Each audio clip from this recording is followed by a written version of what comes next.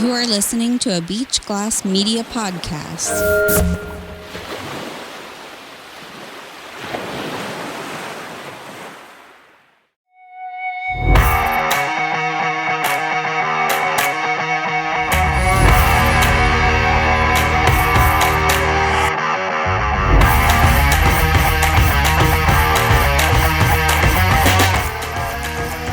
Welcome back, everybody. Episode 32 of Simple Times Podcast. It's been quite a long time since we've been here. 2 months about? Yeah, it's about 2 months. Boy, do we got a lot. This is going to be a long one, so strap in. We got simple shout-outs. We got commercial, fake ad, history Jefe. Maybe even a little visit from Jefe's House of Horrors. Maybe Andrew can go venture off and to have another adventure. Who knows? Mailman Stories, Dad Stories, Simple Times News, which we have a lot of. Jokes with Jefe, which are going to be a special holiday themed. But yeah, that's going to be pretty jam-packed. We're full. We're up to the brim. We're, like shit all the way up to your head. It's going to be a crazy one. So yeah, come listen to a couple of jack-o'-lanterns acting a ghoul on episode 32.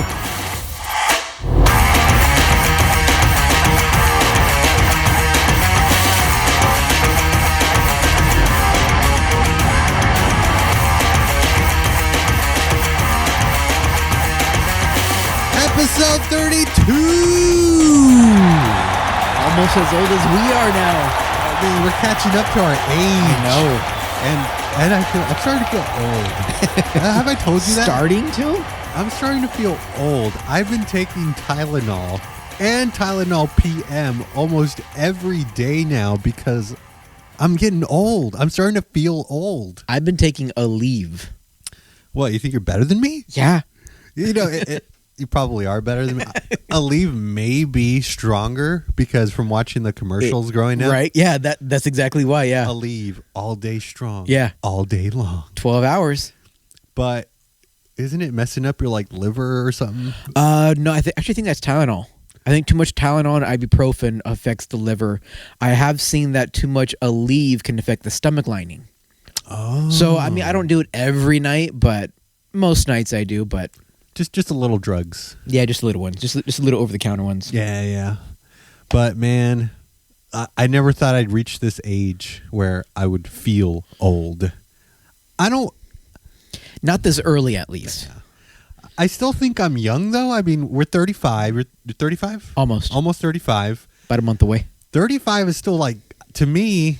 I think cool. You're cool. You're out of the 20s when you don't know anything. But you want to know what's funny though? What I've been noticing and have been seeing what 35 looks like, 30s look like now compared to in the 80s and the early 90s.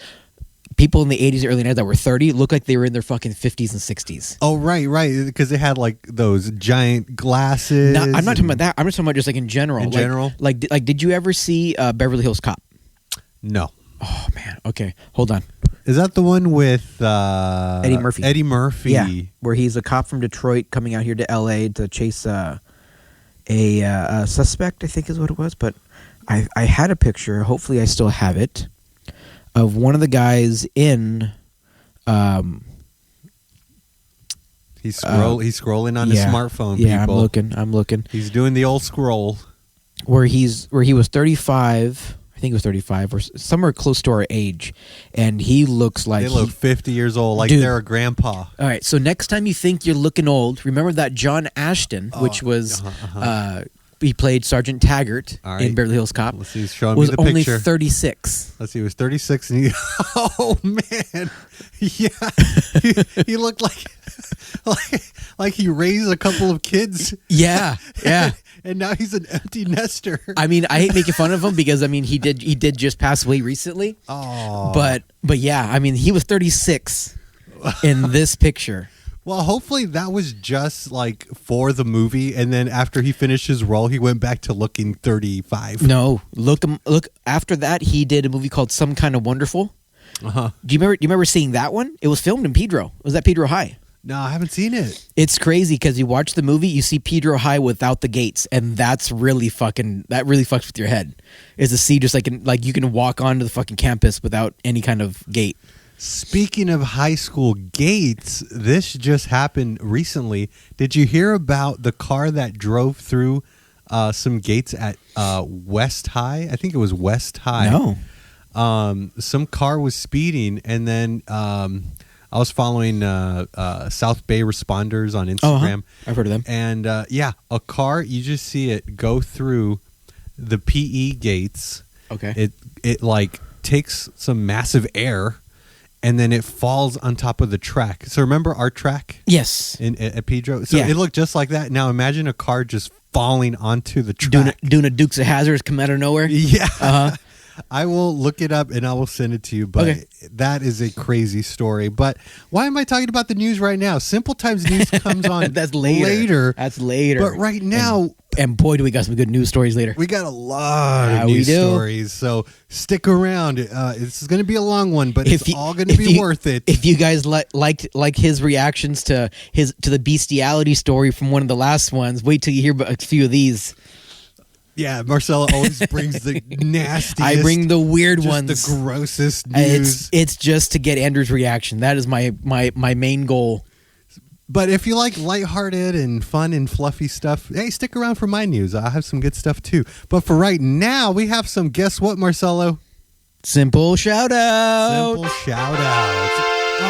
Not the typical simple shout-outs that I thought we were going to get, but just a quick, easy one. Your mom started following us on BeachGlass Media on Instagram. So I just want to give a shout-out to her. And wanted to say thank you for following us on Instagram for the BeachGlass Media account. She's actually on another cruise right now. Again. Must be nice. Right? She gets all these free cruises, mainly because she gambles so much in the casino. Is it a booze cruise? It can be. Oh, if you get the drink package. But if she's listening, can we tell her to be careful and we don't want her to fall? Again? Yes. I've already gotten a text from because she's on with my Thea Becky. Oh, fun! And I already got a text from them at like midnight, or actually, I shouldn't say. Well, my phone received it. I didn't get it until the next morning when I was at work. When I was at work and I woke up, basically saying, "Hey, it's your Thea. I need help." That was it.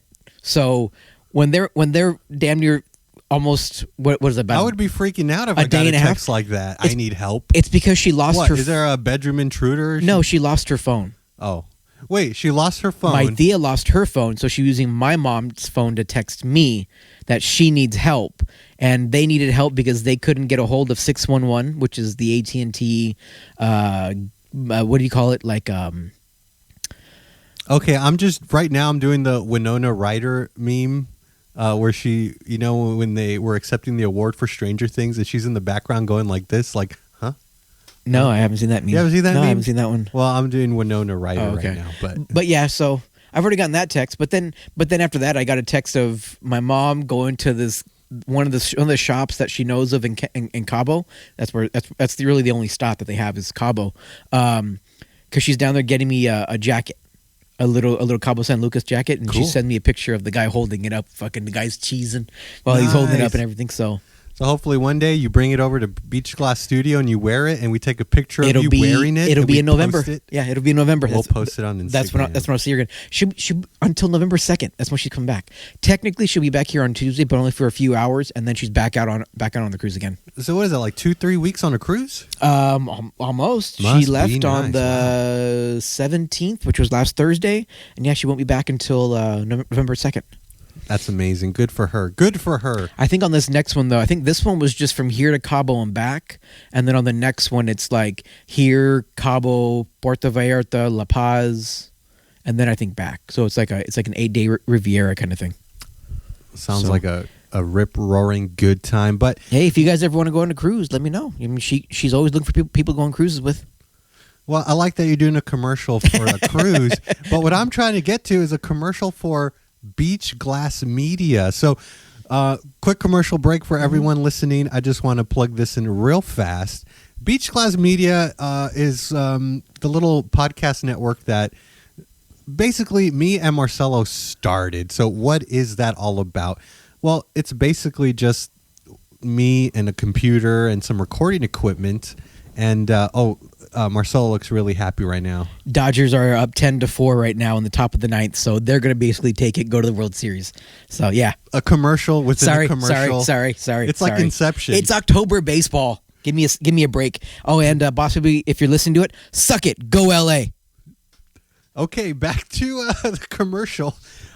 Follow BeachGlass Media on Instagram because you can get Instagram stories on when we drop out new content. So under BeachGlass Media, you have yours truly, Simple Times Podcast. We're glad to be back. I know this is the one that started it all.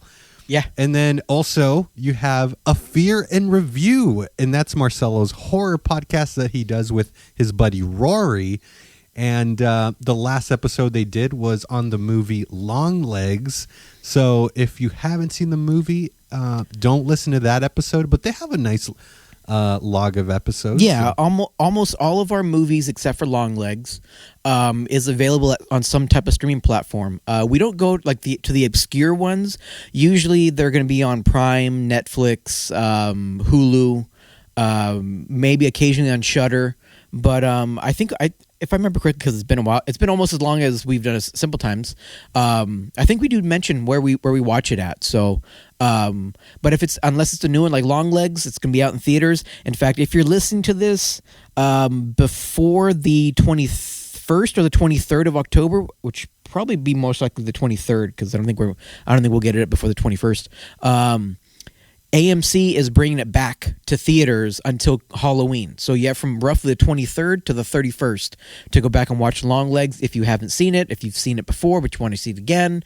I know that's another commercial within a commercial within a commercial, but still, if you want to hear what our latest A Fear and Review episode is about, go check out Long Legs in theaters and only at AMC theaters. AMC is the only one that's bringing it back. And that's the kind of stuff that you'll find on A Fear and Review. Marcelo knows his stuff. He knows the horror movies that are going to be playing where and at what theater. And yeah, you want to definitely subscribe to that podcast because he has some good stuff. And yeah, they review old movies, but also current ones. So it's very fun. It's fun to listen to Marcelo and Rory talk about horror movies. They do a great job at it. Yeah, between me and Rory, I think we basically can cover just about any kind of genre of horror and just about any kind of movie from any kind of decade that there is. So yeah. Oh, and you have that good episode when you went to the was it convention? Oh yeah, the Monster Palooza. Yeah, and that was a great one too. They talk about everything that they saw there, and yeah, they do great stuff. Marcelo was in the talks of doing an interview. I don't know if that's going to happen, but it'd be nice to hear that in the future. Yeah, it would be good. We weren't able to get back. We found out. Actually, I should say I found out. I don't know if he did. I'm sure he did too.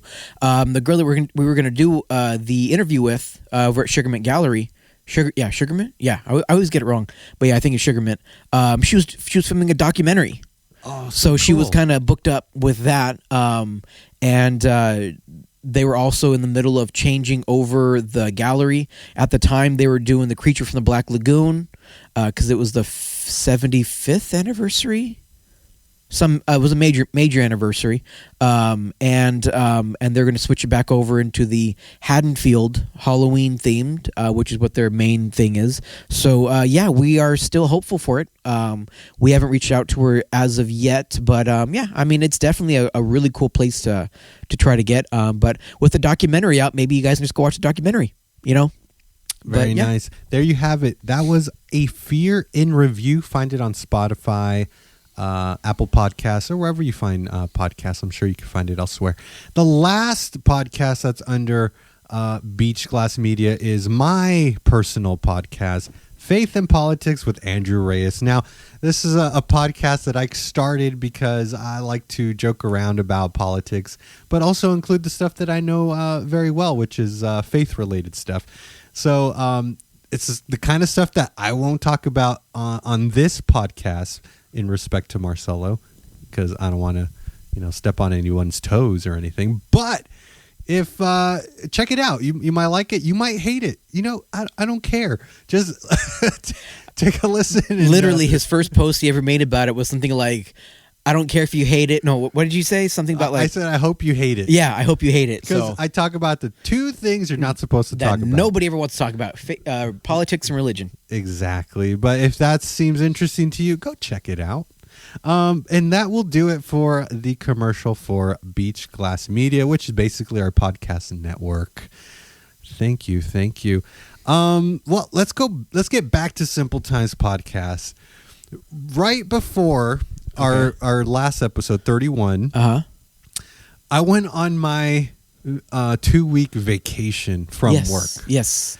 And Marcelo, you invited me Yep. to do something that we haven't done in a very long time. That I've done, but you've never done. Yes, thank you for setting the record straight. But I get it. Yeah, I see where you're also going with what you were saying. Yes, but yeah, that was I don't know what I had more fun with, watching you do this or the aftermath, knowing about the aftermath of what we did.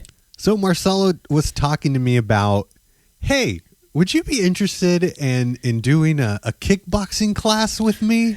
And I'm sure you've heard on our podcast, Marcelo talks up the kickboxing place that he goes to. Do you want to put in a little blip about that? Sure. Just one more thing, just because I know Kim would like this too.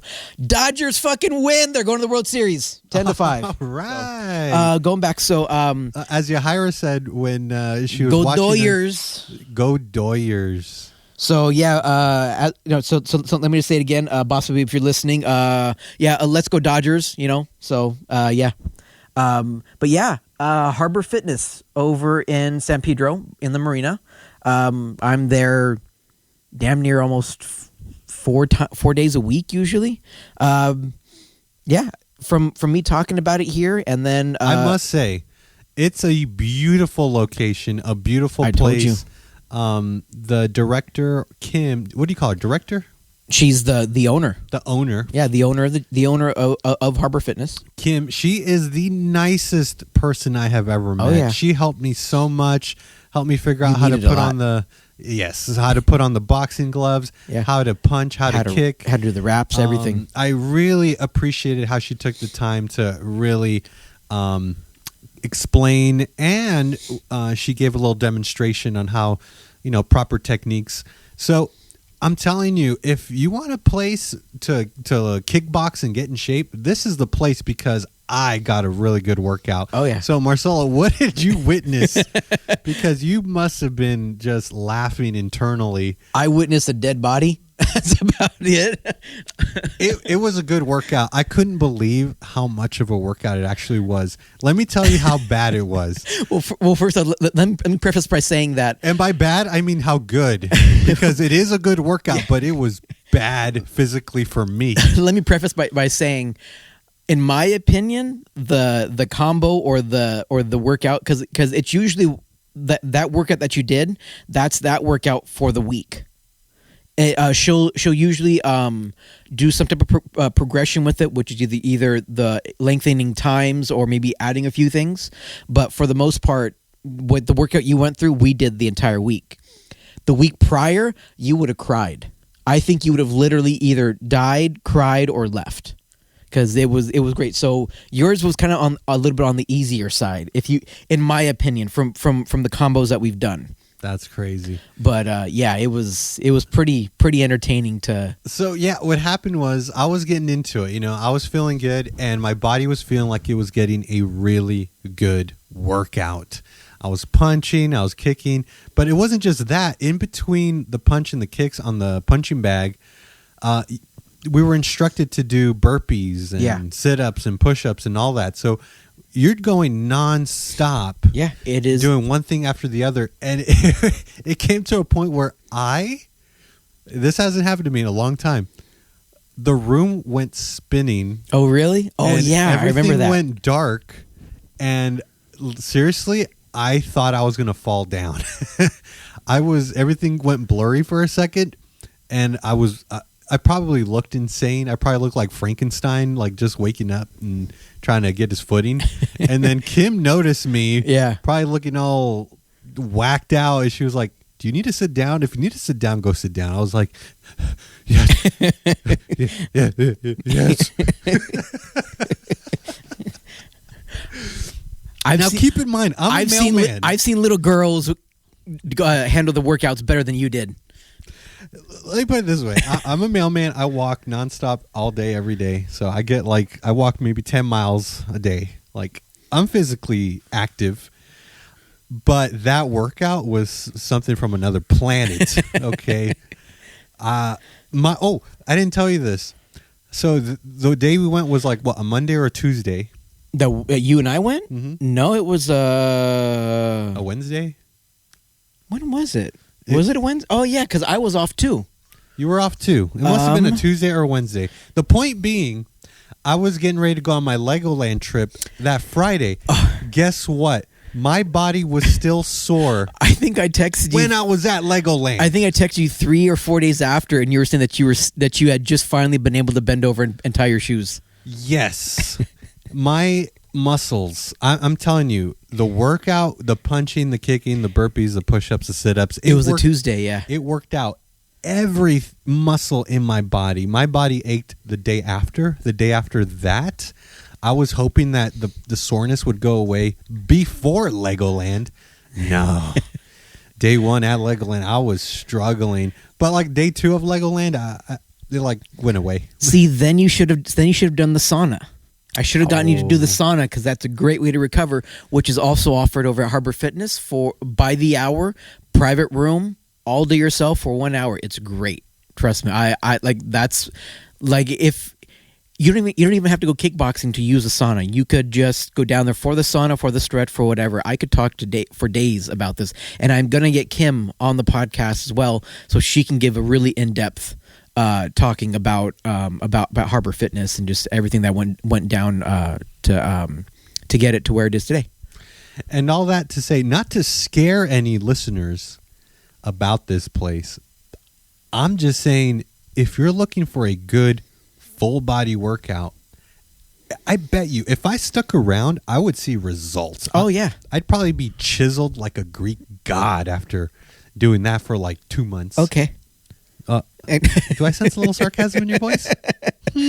I mean, with our love for Jack in the Box, it'd be kind of hard to do that. So, yeah, good old Jack in the Box. I swear, it's like we go at least once a podcast. We always mention Jack in the Box. They should really be sponsoring us. I swear. I do appreciate you did take me to Jack in the Box after that workout. I did. That's right. Yeah, and that was the first time in a long time that you and I both walked in. Well, we didn't walk in. Yeah, we drove through, but we dug our hands into some Jack in the Box product. Oh yeah. Yeah, I think the last time that you and I actually sat down and did that, it wasn't the San Diego trip, although that was a crazy San Diego Jack in the Box. I think we did it at the one in Hawthorne. In Hawthorne, we showed up early for something down there. I can't remember what it was now, but yeah, it's been years since you and I went to a Jack in the Box and actually ate. So.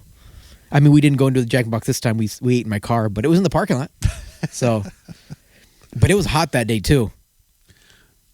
So, we worked out. I went to Legoland. Yeah.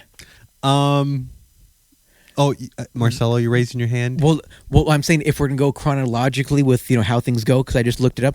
That day was also the day that I went to the concert. Which concert? Oh yeah. Remember? Yeah. Oh, it was. Talk about it. It was so Rory, his brother, works for Live Nation.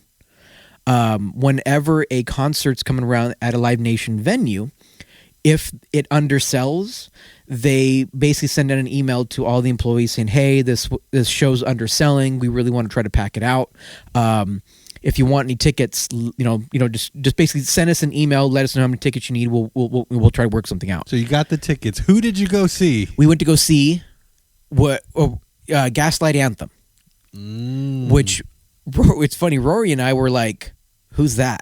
Like we didn't really know who it was, and see, when I heard of the name, yeah, but I don't remember listening to them. But I've heard of the name. And then I went back into my Spotify, and through my liked songs, I had liked one of their songs. So I was like, all right, let me listen to this one, and I did, and I was like, oh, okay. I was like, I can get, I was like, yeah, I'll go see him, and so it was me, Rory, and Rory's friend Jeremy. And there were two bands that were opening for them. One band was called The Dirty Nil, which were fucking awesome. Like we came in, it was at the Greek Theater, by the way. And, cool. And when we got there, so the show I think was at 6. Yeah, I think no 7. Show was at 7. We got there about 5:30 or so. That's early. So we caught the Dirty Nil. Dirty Nil were playing midway through their set. Nice. They sounded really good. And then Joyce Manor was also the other band that was also headlining with them. Joyce Manor from Torrance. Really? So they're a local band, and they rocked the fucking house. Like we were like, holy shit! Like we were really impressed with their music, the way that they worked the crowd, the way that they were interacting with the fans, and I swear it seemed like that place packed out more with Joyce Manor on stage than it did with the Gaslight. The cool thing is so our seats were, it's funny you mention that because that's happened to me before. I remember me and my buddy Jurgen, we went to see the Almost and the Used. okay, And of course the Used are a bigger band. right?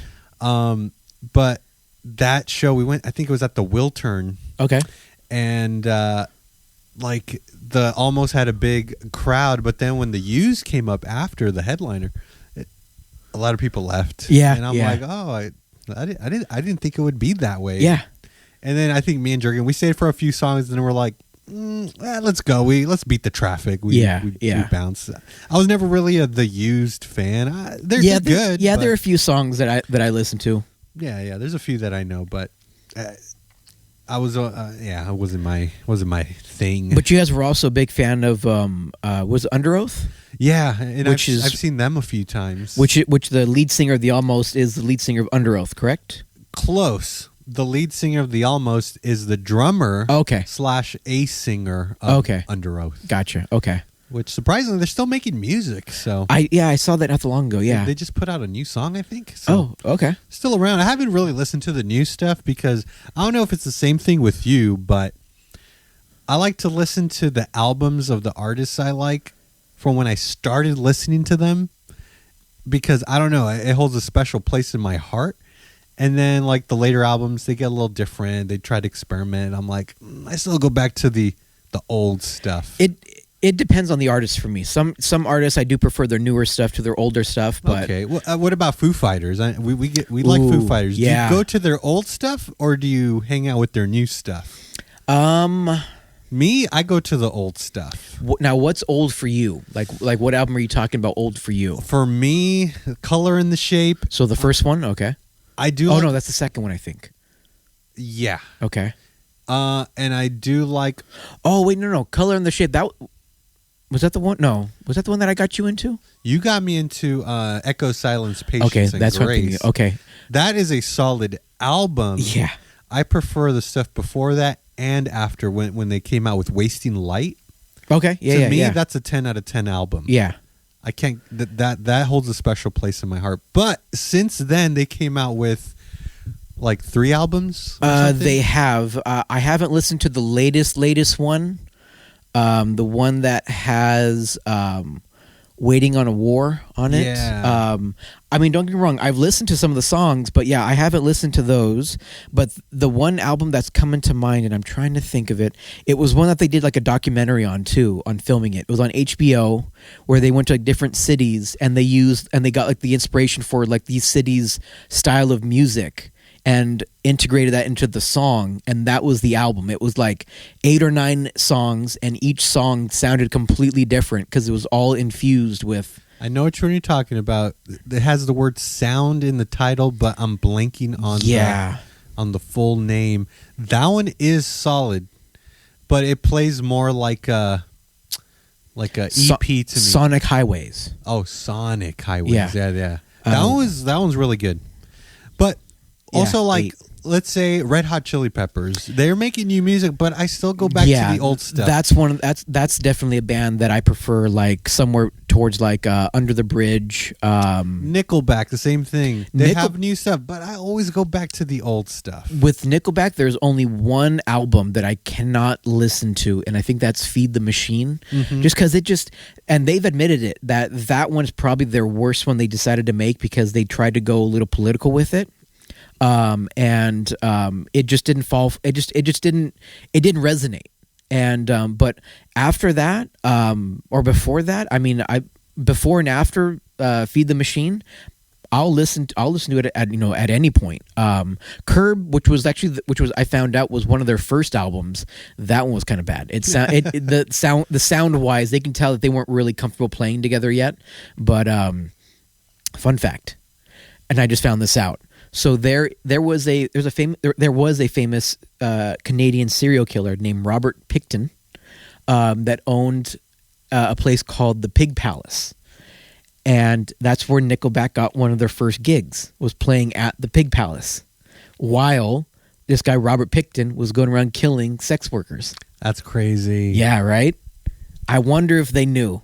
Oh, man. I wonder if at the time they had I just want to know what the vibe was for them being there, because from what the podcast that I've heard about Robert Picton, he was suspected of it. Of doing all these killings, but nobody could ever. One, at the time, the Vancouver police, which is where the city took place in, they didn't care because they were like, it's sex workers. What do we give a shit about? And then two, I heard that the Picton, the Pig Palace, had so many officials and government officials and had so much money going into it that he basically was untouchable. He was rich and just nobody really cared. Nobody believed it. But yeah, it was crazy to find out that one of Nickelback's big breaks as far as touring in Canada was at the Pig Palace in 1996 or something like that, 97. Crazy. So going back to the Greek theater. Okay. So the opening band you thought was way better than a Gaslight Anthem, and that night was also the night of an earthquake too. Oh, no way. Yeah. And it's and that's a crazy story in itself. So where we were sitting at, we were towards the back, but off on the right, which I guess is where Casey, which is Rory's brother, says that he loves to sit. It's all the way in the back, and there's a railing that goes along the back, so you can literally sit back, rest your head against the railing, and look up into the night sky. And it's just this surreal feel where you listen to the music, you're there for the live music, but you can just kind of space out and just look at the stars. It's really cool. So we're up in the back. That's where our seats are. And I'm sitting there. Rory and Jeremy had gotten up to, I think one went to the bathroom, the other went to go get a beer. And all of a sudden, I feel the bleachers it was basically bleachers that I was sitting in started to kind of move and shake. And I'm thinking man, there's a fat dude running up and down these stairs. It felt like that. It didn't feel that strong. And I'm looking around and I'm going, okay, no one's reacting, so I'm wondering if this is just some fat guy, walking up and down the stairs. I even looked at security, which was right about 20 feet away from me, and he just playing on his phone, not feeling anything. But then I happened to look up at the speakers above the stage, and they were starting to move. So I was like, oh shit, this is an earthquake. And I'm just kind of where do I go? Because I'm all the way in the back, And it didn't get too strong, but it was definitely one that you felt, and it went for a while. And then fucking Rory and Jeremy come back, and I'm, did you guys feel the earthquake? They're like, is that what that was? We felt something, but we didn't really pay attention. So I was like, yeah, whatever. So then when they came back and I went to go get my beer and my food, people were like, oh my God, did you feel the earthquake? Oh my God, I got a text for it. And I was like, oh my God, it really was an earthquake. And it was a 5.0, 30 miles away or something like that we happened to feel. Oh, was it the one in Malibu? No, it wasn't Malibu. It was a little more inland. Oh, okay. It said it was closer to San Francisco than it was to us, but I was able to feel it. We were able to feel it fine. Nobody over here, because we texted Liz, which is Rory's mom. She was at home and she didn't feel anything. But yeah, so once they came back and we sat down, and that's when Joyce Manor came up on stage. They rocked the house. The pit, the little mini pit that they had in front, was completely packed. Like I said, I'd say it was probably close to half capacity when Joyce Manor was on, and they were doing really, really good.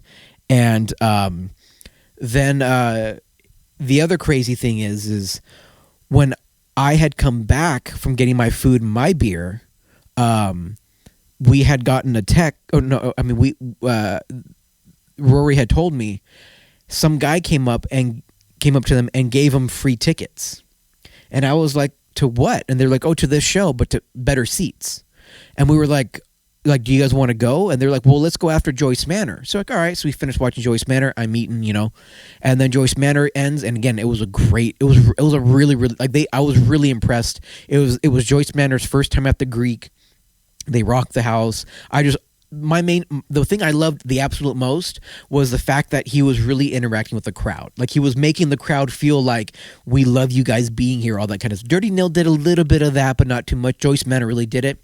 And then so like I said, they get off stage and Gaslight's getting up and we see everybody get up from their seats and go to the concessions, and we thought, okay, cool, this would be the best time to go down there. So we head down and we realize it's almost front row. No way. It's in the front section. You know, we were like, and I told Rory, I was like, wait, I was like, these are just for free. You guys didn't buy them? He says, no. He goes, and then Rory had told me sometimes if they're going to be filming something, or if the bands, you know, if they have really patchy areas like in the front, they'll just go around and they'll upgrade people in like the shitty nosebleed seats and just bring you guys down just to pack out the front. Oh, that's really nice. And yeah, we were in the front section. Unfortunately, though, and I'm not putting blame on him at all. Jeremy had to work the next day. He was our driver, so he had to be up early, so we couldn't stay for a lot. But luckily, Gaslight played the hits early on. So we stayed for about 4 songs. They played the 4 hits that I knew of, and we rocked out. And I thought they were really good, especially after having, you know, a pretty good tall beer. They sounded really, really good. Wow, so, Marcelo, you're the drinking champion. And then we go to leave, and that was the other, so this is another part of the night.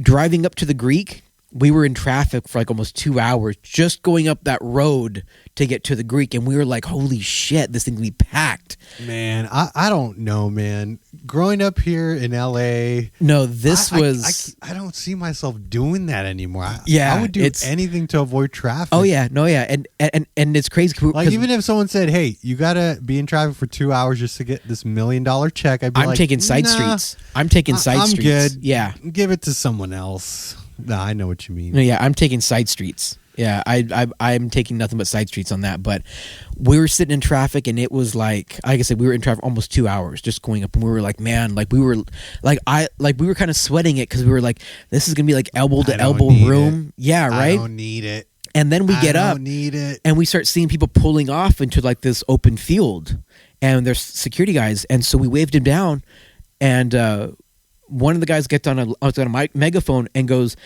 keep going straight if you want to go to the observatory. Turn here if you're here for the concert. And we were like, oh. So we pulled off, and we were like, this is, and it was, is this some kind of like new lot? They said, no, this is the parking for the Greek.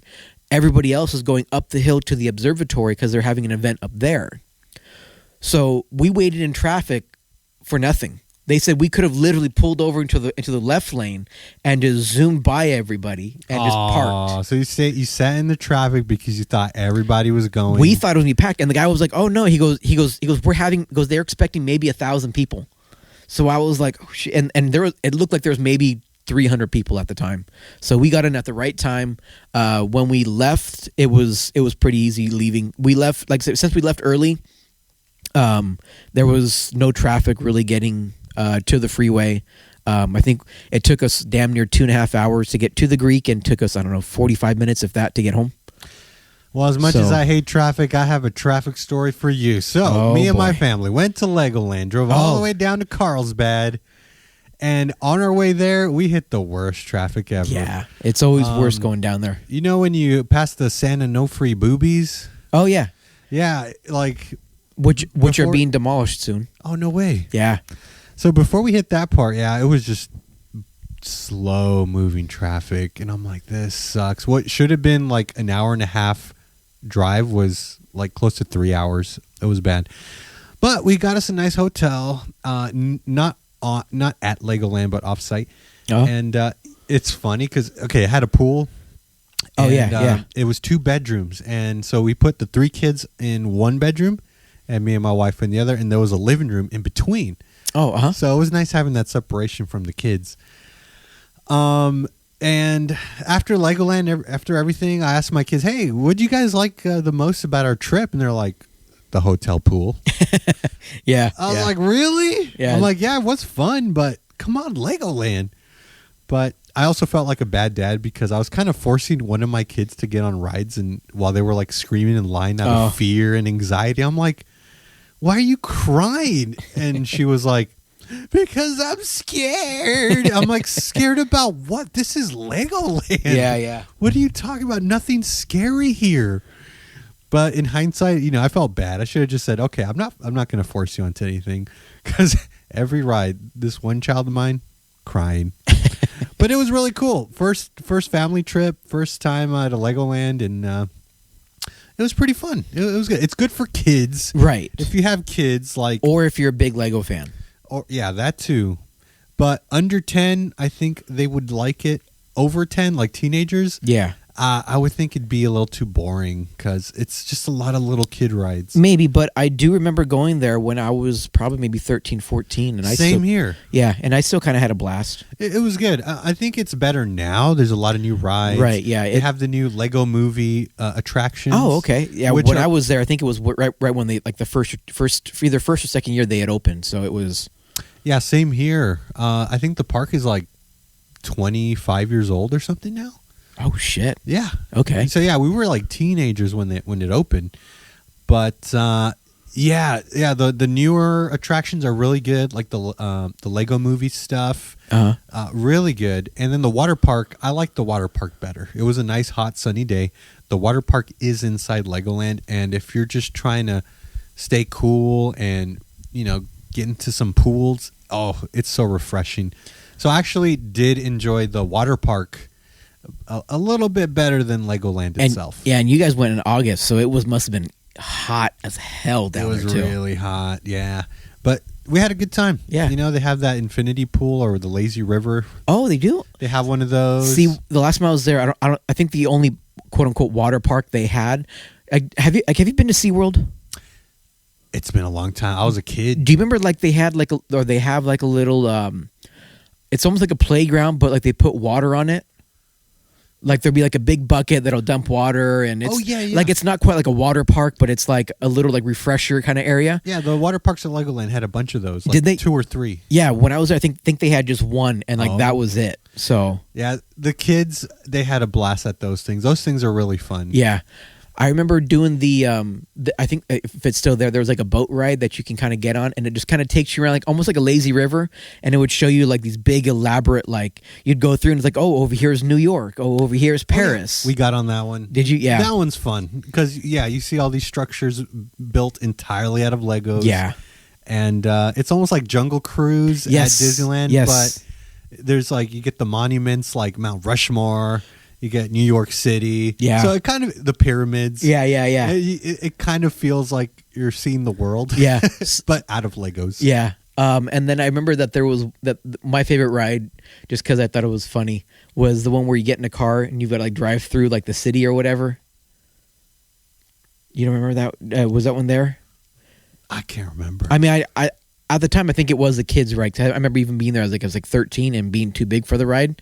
But I just felt like it was just kind of like a fun little ride where you would literally get into a car and you would. I think even before that, you had to do like a driving lesson before that. You get like your ID or something. Yeah. We saw it. We didn't get on it. Oh, no? The kids Okay. weren't interested. Yeah. Everyone was tired by the time we got to that part of the park. Yeah. We kind of called it early. That's definitely something that you want to hit first, because it's like once you do it, it's like, oh, okay, whatever, So enough about Legoland. Let me talk to you about Disneyland. So I went to Disneyland in that's September, late September. Yeah. And I was disappointed. You know what ride I was really excited for? No. The Haunted Mansion. Oh, yeah. Because they started the whole Halloween. Right. They were doing refurbishments the time you went. Yeah. And so I didn't know this. So Larissa, let's see, one of my kids didn't want to go on a Haunted Mansion. I think they were too scared. And I was like, all right, I'm not going to force you to go on anything you don't want to, like I did at Legoland. So Larissa, my wife, she goes on with the group of friends that we had from Tennessee. They came over. Oh, yeah, Bailey. Mm-hmm. Bailey. Yeah. I remember and they Bailey. have a little baby. Oh, they do? Not a little toddler named Early. Okay. So they joined, and they wanted to go do a Haunted Mansion. And I'm like, okay, I'll go with my daughter to Winnie the Pooh.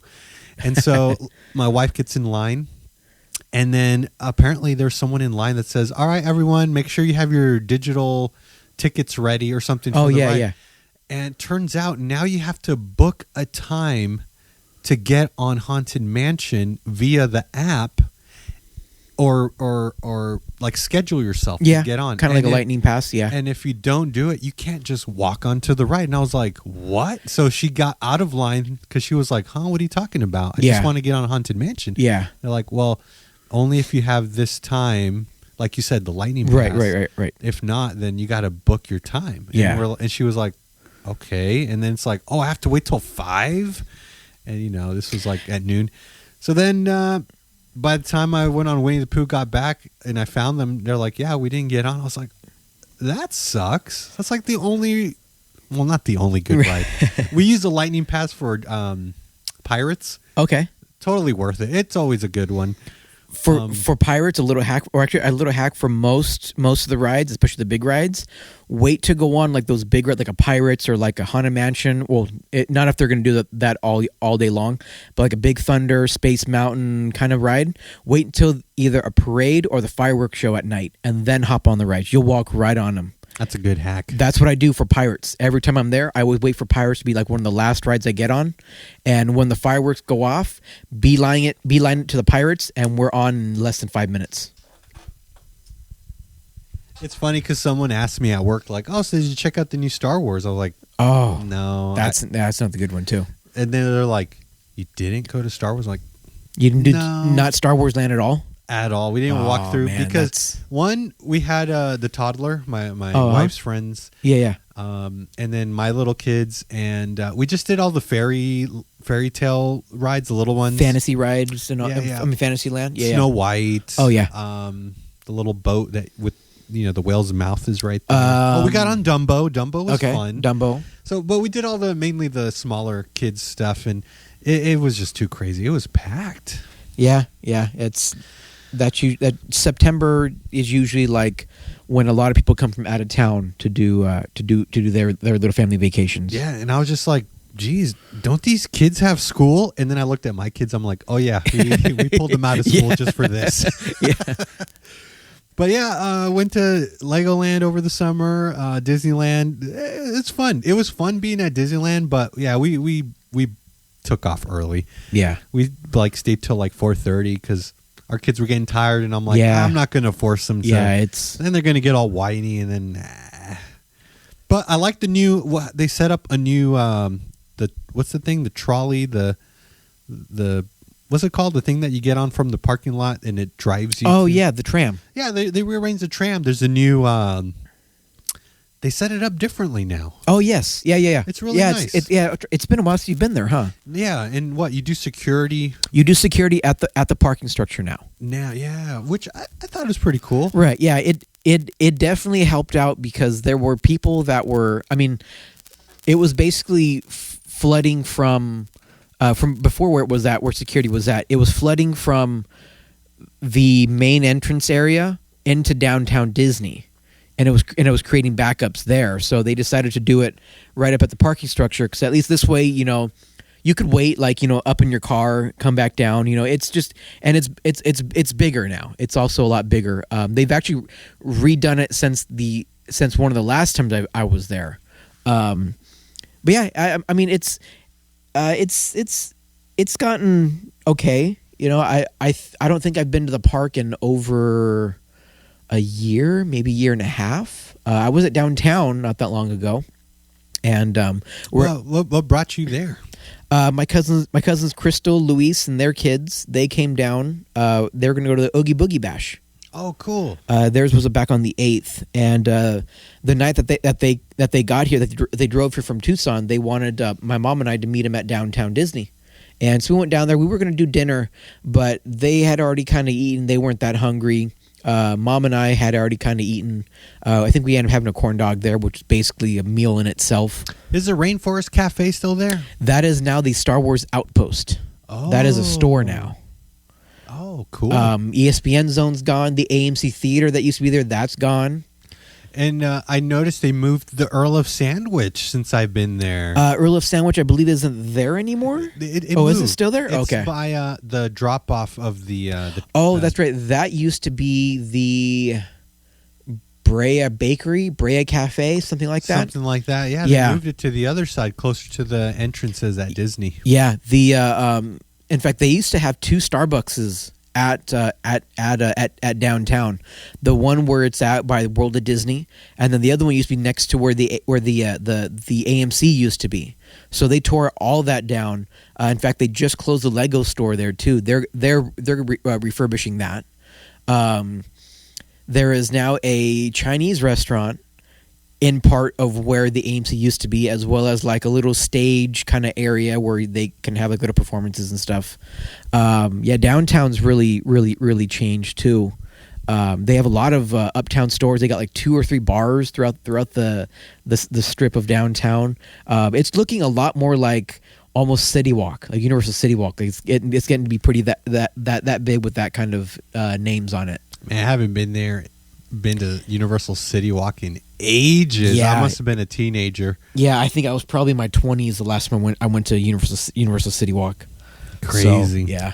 Well, Marcelo, we have to pay some bills. Okay. You know what that means? It means I got a fake ad to read. Yes. And misconception. Or I'm sorry, an ad to read from the fake ad agency. There we go. Because you might think that it's a fake ad. Yeah. But it's a real advertisement. For the company fake ad agency. For the company fake ad agency, which is a fake ad agency, but it is real. All right, don't get me wrong. It is real. I know it could be confusing, but don't worry. So, let's see. Can you remember what the last fake ad was? It was, the last do I have it here? fake ad was... Okay, I remember what it was. The previous fake ad for Turn It Off, you did a good ad read until the very end, because you said, download Turn It Off and get your phone today. Really? So that was a little misleading. The company said that people were expecting phones to come in the mail to them, so they have to rescind the check that they sent. Sometimes I forget how stupid people can be sometimes. People are stupid. Yeah. But anyway, they're giving us another shot. They sent us a new ad to read. This one's called Some College. Okay. Just like us. I know, but this one, I think it'll resonate with some people, and they might buy this product. It's a specific item. Okay. So here it is. Without further ado, a fake ad for Some College.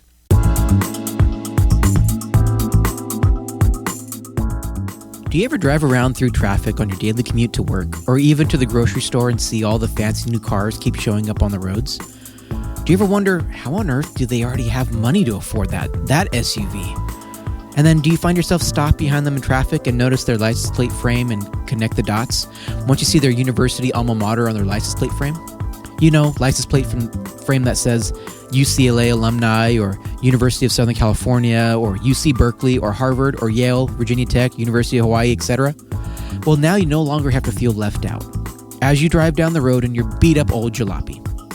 Introducing the Some College license plate frame.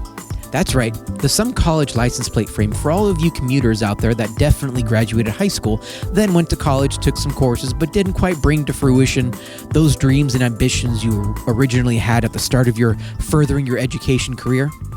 Now you can proudly advertise to the world driving behind you that perhaps you didn't finish your college education, but you most definitely completed some college.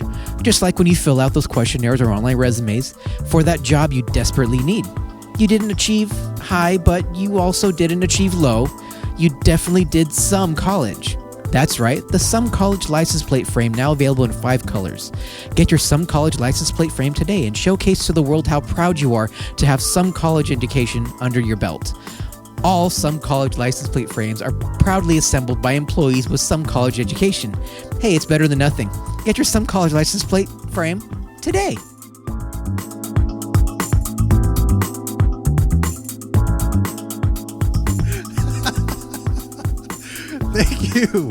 Thank you, Marcelo. That was a good read. Did they happen to send us some free ones? Because I need to put them in my car. I think they shipped. Yeah, they Okay. shipped it out to us. Okay. We could expect those in the mail. So in the back of your beautiful Chevy Malibu, Yep. it'll say Some College. Thank you, Marcel. That was beautiful. With a little sticker on it that says, as heard on the Simple Times podcast. Oh, well, Marcelo, we're going, we're reaching an hour, so I think we should try to speed it up a little bit. Let's speed it up. We got a lot of stuff to get through, but we said, we were gone for a while, so we warned our listeners this is going to be a long one. So why don't we do some? And I mean, us tend to going long and rambling on is part of our history. So so I think it's time for History with Jefe.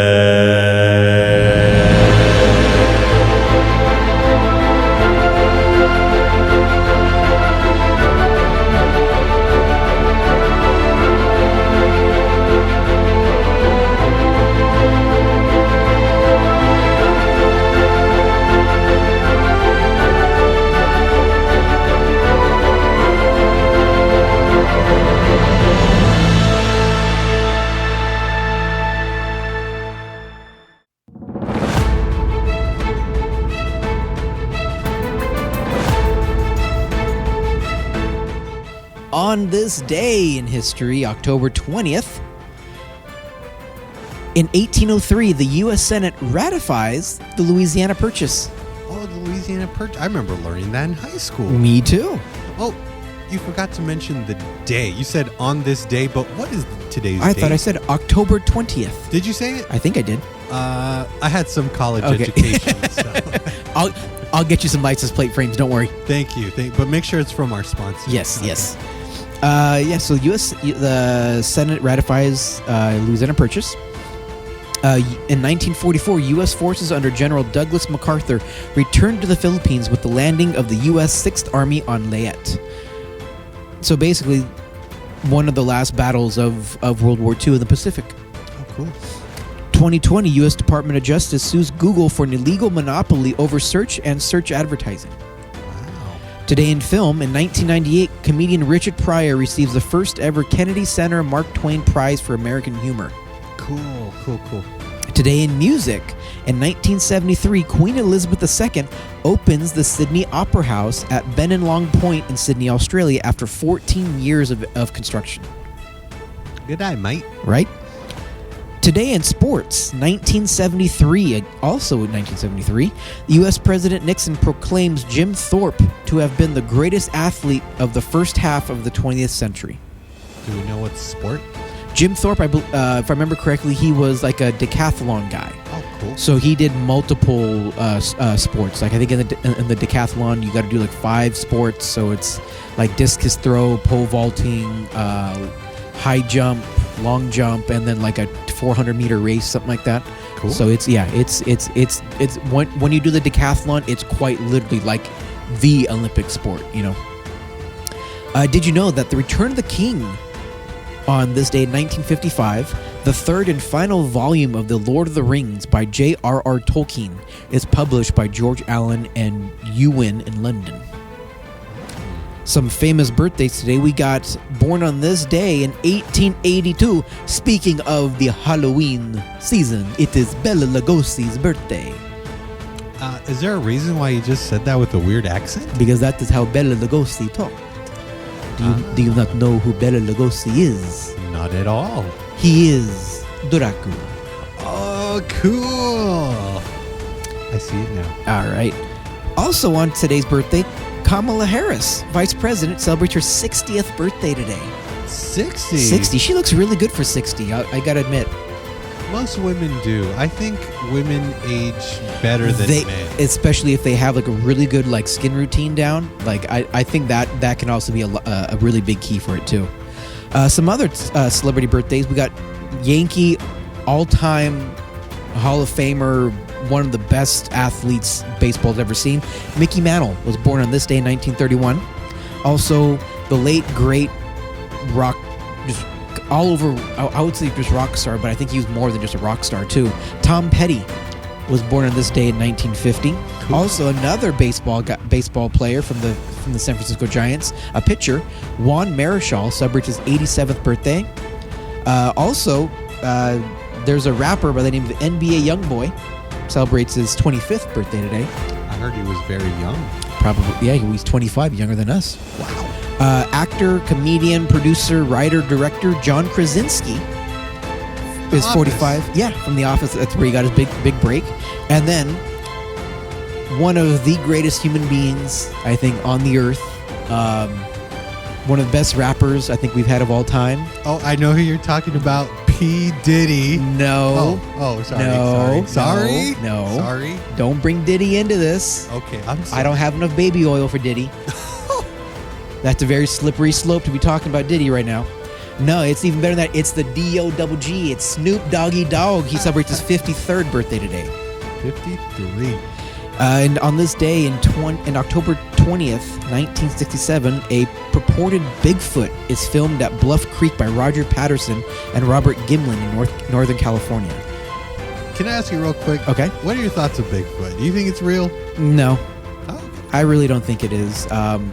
I mean, I'm kind of one of those people where, of all the technology, of all the money that we've had, why is every picture, every video that we've gotten of Bigfoot in the last 10 to 15 years been so blurry that you're using some camcorder from the 80s? You know, call me a skeptic, but I feel the same exact way about aliens. Yeah, that too. Yeah. Although some people will swear, it's real now. But I'm like, but what if the graphics are just better? Yeah.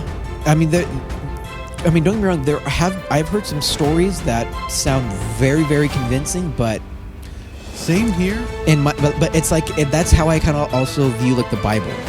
You know, like the stories can be very convincing, but I need the proof. You know, I'm not going to just take the stories for what they are. I feel you. I would never say believe this because I said so. Yeah. But I would say, check it out for yourself. Yeah. So because we talked about famous birthdays, we talk about famous deaths, as we do with all History with Jefes. Of course. You've got Herbert Hoover. I believe that was the president, correct? Herbert Hoover? I'm pretty sure. Hoover Dam guy, yeah. Died on this day in 1964. One of the greatest actors of all time, Burt Lancaster, died on this day in 1994. And not quite a celebrity, but I mean, he's pretty popular. Muammar Gaddafi, who was the ruler and dictator of, I believe, Libya or Syria. It might have been Libya. I can't remember which one. Died on this day in 2011 by his own people. No. Kind of by his own, but by the people that were under him. They finally got tired of his shit and stormed the palace that he was in. He escaped, and they found him hiding away in like this little underground bunker tunnel, dragged him out, and beat the living shit out of him. Dang. Yeah.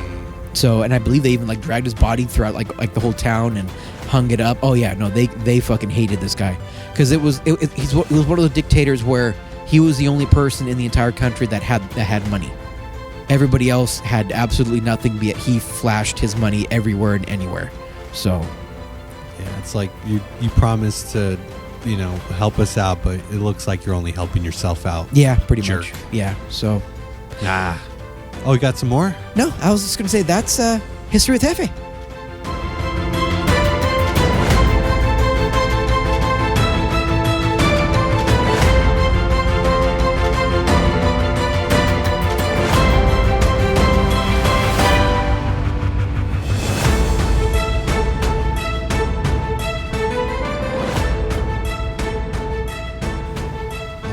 Thank you, Marcelo. That was another beautiful segment of History with Jefe. I always try to impress. So. Well, you impress me all the time. And you know what else is impressive? Yeah. We are in the Halloween season. Oh, yeah. Have you ever carved jack-o'-lanterns? I have, actually. Yeah? I've actually done a few, yeah. Did you do any this year? This year, no, but I will be. Oh, cool. So, in about a week now, I'll be going to a party at Rory's house, and we usually always carve a pumpkin there. Pro tip for you and all our listeners. Yeah. My wife took the kids to like a pumpkin patch, and they were selling those things for like $20. Yeah. So instead, we went to the Walmart neighborhood market. Yep. $5. We usually get ours from either Costco, Sam's Club, maybe even like Smart and Final. And yeah, it's usually about that. It's cheaper. Yeah. I mean, don't get me wrong. I understand why like a pumpkin patch would charge that much because they do kind of, you got to pay for it. Pay for more than just. It's like a dealership when they mark up the cars. They're like, right. Well, we have the car. Right. Yeah. But at the same time, it's like, come on, like you probably have more pumpkins than most stores are going to have all year. I'm sure you guys have some wiggle room. This was actually my pumpkin, and if you want, we can upload this as well later. Oh yeah, send it to me. Oh, cool! I remember seeing this. You remember seeing it? Yeah, it looks like it's guts or like it's throwing up or something. I did it to where it was more of like a cannibal pumpkin. So it was cannibal. So it was like trying to eat other pumpkins. Yeah. That's why I put like the toothpicks in the mouth and all that stuff, and that's cool. And had it like eating guts and all that. Send it to me. I'll post it, and it'll go up on Instagram. So all you listeners, you'll see the pumpkin that Marcel did years back. Yeah. But Marcel, can I show you the pumpkin my kids carved? Yeah, I was just going to ask you if you guys have done any yet. Yeah. We did some. We carved them like last weekend or something, and. Larissa, my wife, right? She bought these little electronic lights. Oh yeah, the tea lights. It's what we use. Yeah. They're battery powered, and this one comes with the remote. Oh, so you could just turn them on from outside. You're inside the house. Oh, that's cool. Turn them on. Turn them off. It's pretty cool. All right. Yeah. I'd love to see them. Yeah, I'll be right back. All right. Cool. Let me go grab them. I'll be right back. Hang Go ahead. tight. Take your time. Yeah.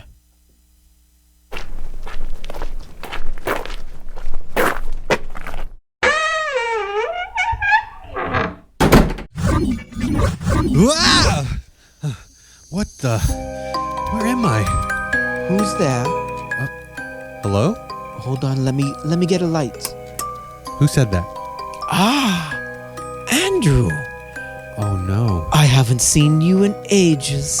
I haven't seen you since a couple of podcasts ago. But where am I? What is this? I'm glad. You don't recognize this area? Oh, I do. You are in Jefe's House of Horrors. Oh, so glad to see you. It's been a while. I wish I could say the same, but I'm not glad to see you. Well, it's part of the year for us to be traveling around, you see. We tend to pull our victims in, especially for this year. But since you're here, I do have some stories, if you don't mind listening. What am I saying? You have no choice. Damn right, I guess. Let me ask you one question. What? What is the most eerie thing that has ever happened to you?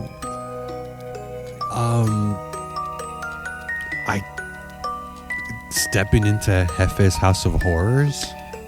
Well, let's see if any of these stories can top what you have experienced. I doubt it, because I am freaked out right now. From a Reddit user, because we get Reddit over here, it was Gen425. When I was 13 to 14 years old, some older boys threw rocks from a demolition site at me and my friend. One rock hit me in the face and knocked me down. I started bleeding profusely on the sidewalk, and my friend was freaking out. We did not have cell phones since it was the 1990s and weren't near a payphone. An older man in his 50s or 60s stopped in a pickup truck and asked us to get in. My friend said no, but I said that we need to get in, it's fine. This older man felt really trustworthy, but I didn't know why. My friend got in with me and he drove us straight to the hospital. The hospital took his name, my friend's, and mine when we got to the ER, and the man peaced out. I had problems from the injury for about 2 to 3 days, but I'm fine now. Other than a small dent in my skull, my mom told me I should look him up in the phone book and call to thank him. There was exactly one name that matched his. It was an unusual name. I called it. The woman who picked up told me he had died 6 months earlier, but its physical description matched what both my friend and I recalled. I was able to look up his obituary and the photo matched his appearance. It was definitely eerie, and to this day, I don't really have any explanation for it.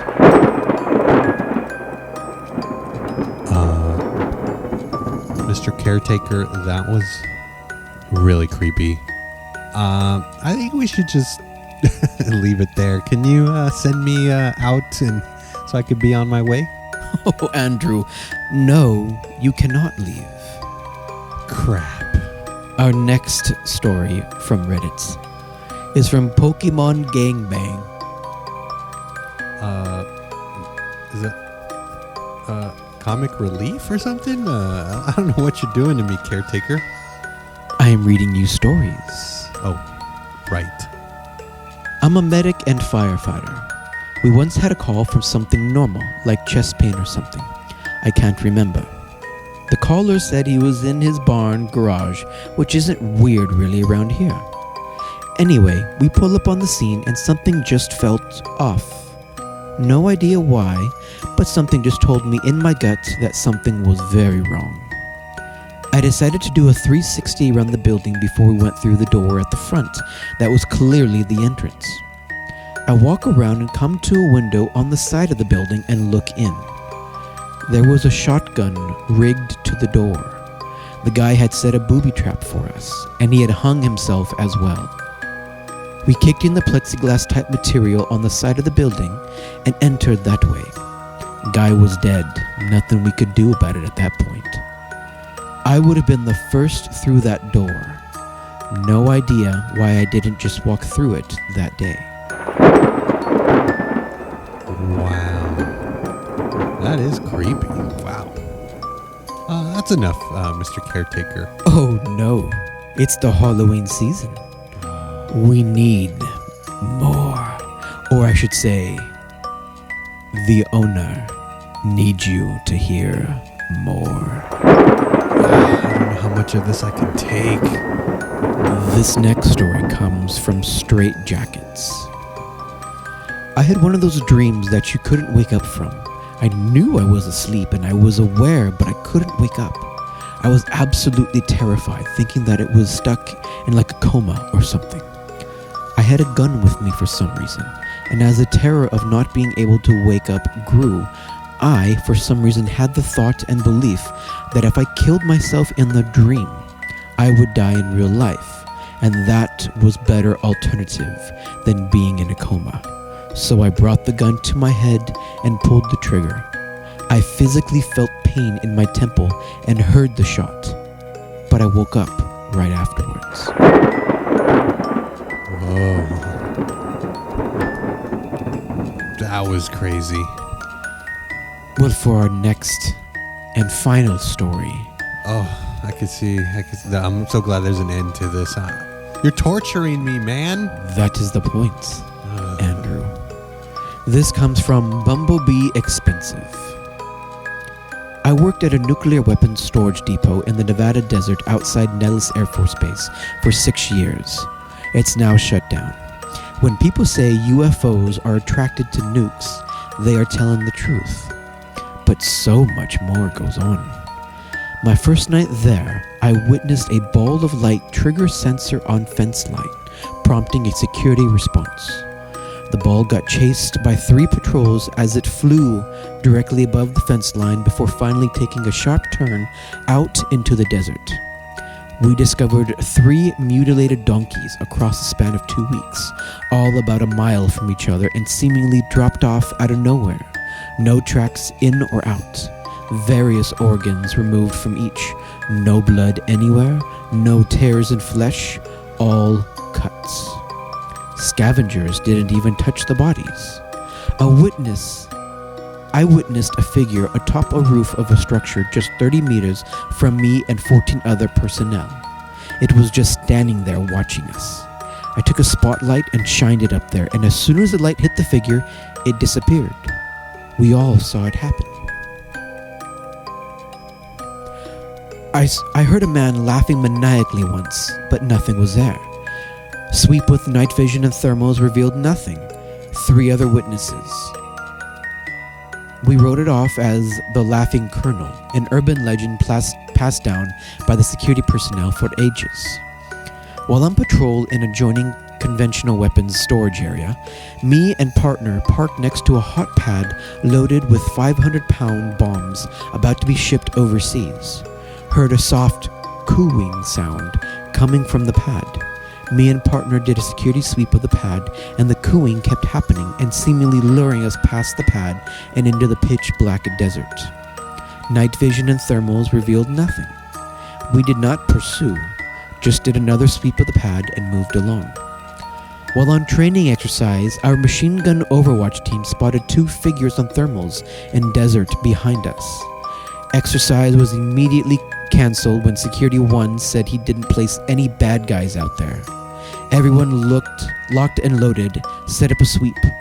The overwatch team observed the figure going prone and backing away from our sweep elements, then disappear when we got close. Our thermals confirmed trace heat on ground despite us doing the sweep, never seeing anything. Weirdest event, though, was when I exterior patrolled outside the fence line, got a call to respond to a truck approaching on side of mountain nearby. Not unusual, most people didn't know we were out there, and we got off radars all the time we'd scare the shit out of. Visually, confirmed truck on NVGs, which is night vision goggles. Then suddenly the headlights disappear. We believe they've turned them off and are now approaching on foot. So, call for K9 and move to blocking position where I knew anyone will have to cross past us to approach perimeter. We are there for about 10 minutes when one by one patrol members overwatching us from high points on the inside call in lights appearing at our 12, 3, and 9 o'clock, in effect flanking us with fence line about 300 meters behind us. We see and hear nothing, not even on night vision goggles or thermals. Dog never reacts. Suddenly panicked patrol calls in that the lights are rushing us. We are already locked and loaded. I tell my partner to put a grenade in the tube. Nothing happens. Dog never indicates. Our radios die, and after 10 minutes we hike back to fence line, only to discover we were out of contact for twice as long as I thought we were. Very paraphrased event cause on phone, but our radios only started working when we were back at fence line. There's more, but these were the highlights or events I'm allowed to speak about. The world is not as normal as you believe it is. With that being said, Andrew, you are now free to leave Jefe's House of Horrors. Oh. Be careful out there, Andrew. You never know what might be watching you. Okay. Wait, where did you go? What?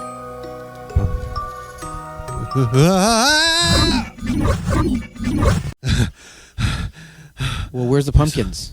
Marcelo, what are you talking about? The pumpkins. You said you're going to go bring the pumpkins that you and your kids did. The pumpkins. Marcelo, I went back to Jefe's House of Horrors. Not this again. What? You did? No, I didn't. You weren't gone. No. I was gone for like 30 minutes. Just like last time, you were not gone for that long. You were gone maybe 3 seconds, if that. You know, doesn't make sense as you're like the paranormal / ghost hunter guy. Right. But how come when I tell you that I warped into some because I crazy witnessed world with my own eyes, you open the door, you go, wow, how, and then you just fall on the floor. No. There was a lot of space between the wah and the wow. I was gone.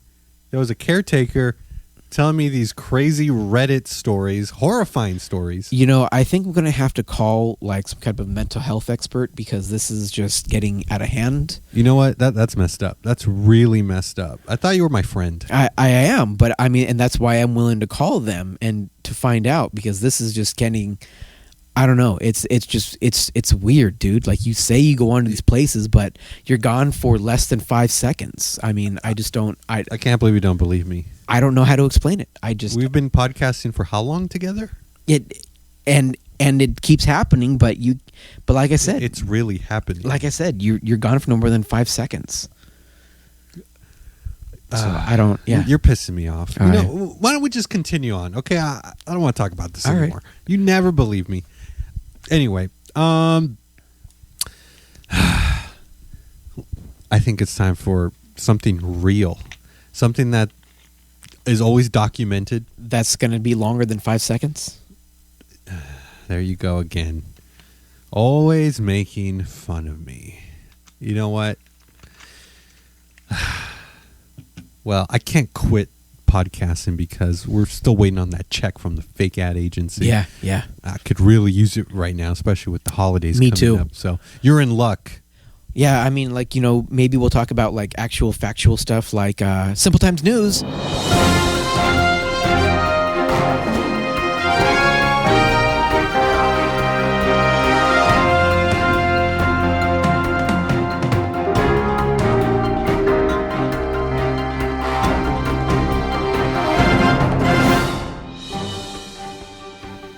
Thank you for tuning in to Simple Times News. I am your anchor, Andrew, with my co-host, Marcelo. I'm just trying to make it sound professional. No, So, like I said before in the beginning of the podcast, in the intro, this is gonna be a long segment because we've got. I mean, I know I've got like 7 really good stories that I think you're gonna absolutely love in many different ways. I have 3, and I promise you. Oh no, 4. I'm gonna rapid fire the reading ones, but we're trying something new this time. I have a video for this first news segment. So, Marcelo, are you ready to listen into this news? I am. Video. It relates to you. Uh-oh. So I want to see me doing what? I want to see your reaction and hear what you have to say about it because I don't know. Maybe you're at fault. For this news. And this one is local to us. This happened in Los Angeles. Okay. All right, so are you ready, Marcelo? Let's do it. All right, we're going to play this video in 3, 2, 1. And we begin with breaking news now at 10. A helicopter makes an emergency landing on a busy SoCal freeway. Yeah, the chopper came down on the southbound 110. This is near the 105 in South L.A. That's where Carlos Aceto is standing by live. He's got the latest for us. Carlos? Good old Carlos on the scene. Sure, good evening. A miracle in on South the freeway LA. here in Southern California. This is the wow, small that's one of our helicopter ships. that was forced to make an emergency How old that one landing earlier. You could see it's being hoisted right now to be For put those on of you a listening, flatbed. there's a There were helicopter 3 people on that board, landed including the pilot. on the 110 Miraculously, freeway. all And, 3 and people I could have made it sworn out that it was the alive. They were able 105 to walk away when this all without happened. any injuries. But when I was at but work, it did it, shut the down morning- the or the freeway morning now after this for happened, or the more than morning an of, hour. Signal has been did they issued, say but just what day of the- incredible day of the live week? images we're seeing at the moment. This was a as month first ago, responders, September as 5th. crews are trying to Hey, she still expedite looks this clean, process, so- try to get this helicopter that made an emergency remember landing the ship, here though. just about an hour, 2 I don't know hours if it was- ago. I mean, then The again, chopper landed yeah, on the you- southbound express lanes of the 110 freeway just south of Yeah, I heard that it Century was, Boulevard. it ran- it The was chopper running out of, itself still power. pretty much intact, but one of its blades does look to be damaged. We're told it's a 2011 Robinson Helicopter Company R44-2.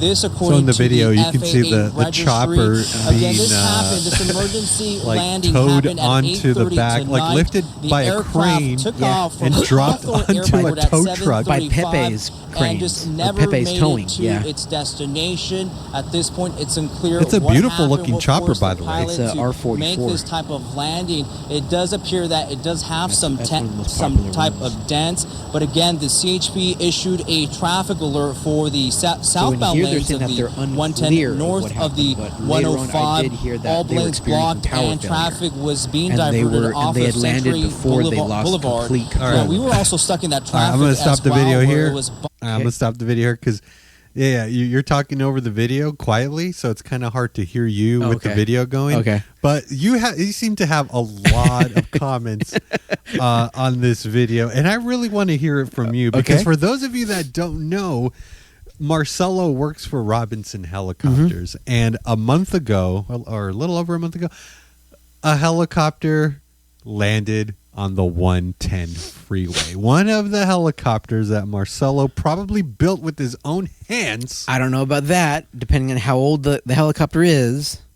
But no, yeah, this wasn't one. I mean, was it a Robinson helicopter? Yes. Was it one that the company owned? No, this was a private owner. We did hear about it. I believe, if I remember correctly, because I mean, it was a brief thing. It wasn't, I mean, yeah, it landed on a freeway, but it wasn't like it crashed, killed anybody. It was Like an emergency landing or Right. something? I mean, it kind of was. They were starting to lose power in the air, electrical power. And when they said that when some of the instruments were starting to give out, they knew that they didn't have a lot of time to make it to an airport. So they had to just call emergency landing on the 110 freeway. And they landed right before they were able to, or right before they lost all power to all instruments and controls. Which is why you were able to see it fully intact as they were trying to carry it off. So if LA traffic wasn't bad enough, now you have to worry about helicopters landing on top of you. But in our defense, that happened at like what they say 11 at night or 2 in the morning, something like that. So there wasn't really a whole lot of traffic at that time. True. Well, thank you, Marcelo, for clearing that up for us. I appreciate it. Yeah, because trust me, that was the talk of the town when I got to work that morning. So, but everybody did make it get crashed. Like it would like crash. There was a big fireball and all that stuff. And no, it just landed peacefully. Stopped a few cars along the way. Yeah. People had to take a different exit. Yeah. We'll survive. We'll get over that. Oh yeah. Well, anyway, that was my first news story. Anchorman Marcelo. What do you have for us today? So, oh wait, should I cue the music again for each time, or should we just no? go? Yeah, we'll go because there's gonna be a lot. We'll be replaying it over and over again. Yeah, there's an extra long news segment for Simple Times News. Take it away, Marcelo. So this one happened in August. Okay. Roughly August 27th to 29th, right around those areas, right around those times. Okay. Oh, right around on my brother Mark's birthday. Oh, really? Okay. August 28th. This happened in Tempe, Arizona. Tempe. There is an investigation underway in Tempe after a Wells Fargo employee died while on the job.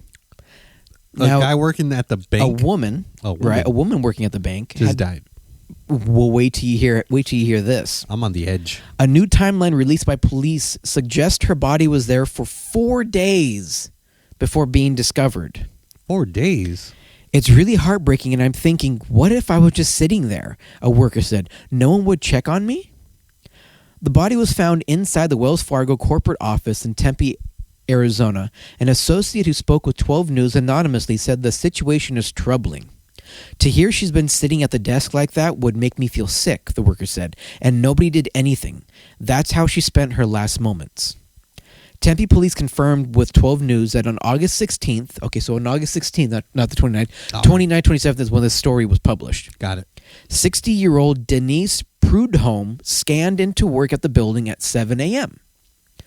On August 20th, building security called authorities after finding an unresponsive worker.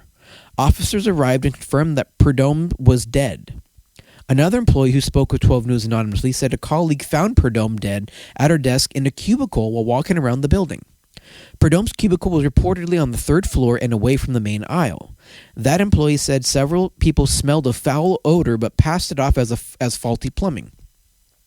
They said while most employees at the Wells Fargo office work remotely, the building has 24/7 security, and someone should have found Prudhomme sooner. That's the scary part. That's the uneasy part, the employee said. It's negligence in some part. Police say there's nothing suspicious about the death.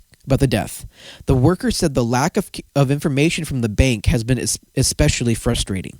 I'm just wondering why they didn't formally address employees about it, the worker said. A Wells Fargo spokesperson released the following statement to 12 News about the incident. We are deeply saddened by the tragic loss of our colleague at our Tempe office. Our thoughts and prayers are with the family and loved ones during this difficult time. Counselors through our Employee Assistance Consulting Service are available to support our employees. We are fully cooperating with the Tempe Police Department in their investigation and will direct further questions to them. So this woman literally went in and died. I don't think that they even really said what the Criminal Bureau is working on the Maricopa County Medical Examiner to determine the cause of death. And trying to see maybe in the update they talked about it. It doesn't look like they did. But however way she died, she sat in her cubicle for 4 days before anybody even bothered to check. My question is, Was she there alone, or does it say that there were like people around walking around? So it says that since it was a corporate office, it wasn't like a bank, like a bank that you would like walk in to get money from. This was like more of like an office space, like an office space in like a high-rise building. Kind of, yeah. They were saying that there were cubicles. They were on the third floor, and hers wasn't near the main aisle. Hers was kind of off on the side. But they said that a lot of the employees since the pandemic have worked remotely, so they've never really been in the office. I did hear in a podcast when they were talking about it, they found other information that said that there was maybe 10 to 12 employees on that floor. But like I said in here, they all smelt an odor, but they just said it was faulty plumbing and then moved on. They didn't really, look too much into it.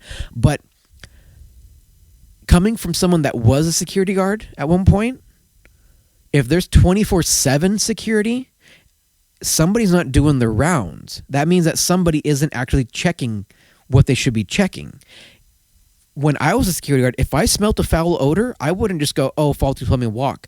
I'd be wondering, okay, yeah, it's faulty plumbing, but where is it at? Where is it strongest at? And then would have investigated. Where is it coming from? And then eventually would have found the dead person. Right. And then, I mean, when you're in security, you're told to do a good job in checking your area. Even if you think it's impossible for someone to get to come in through a certain way, that's the area that you need to check on the most, especially if it's like a Wells Fargo thing, which I think probably kind of highlights a lot of Wells Fargo problems that they've had in the past anyways.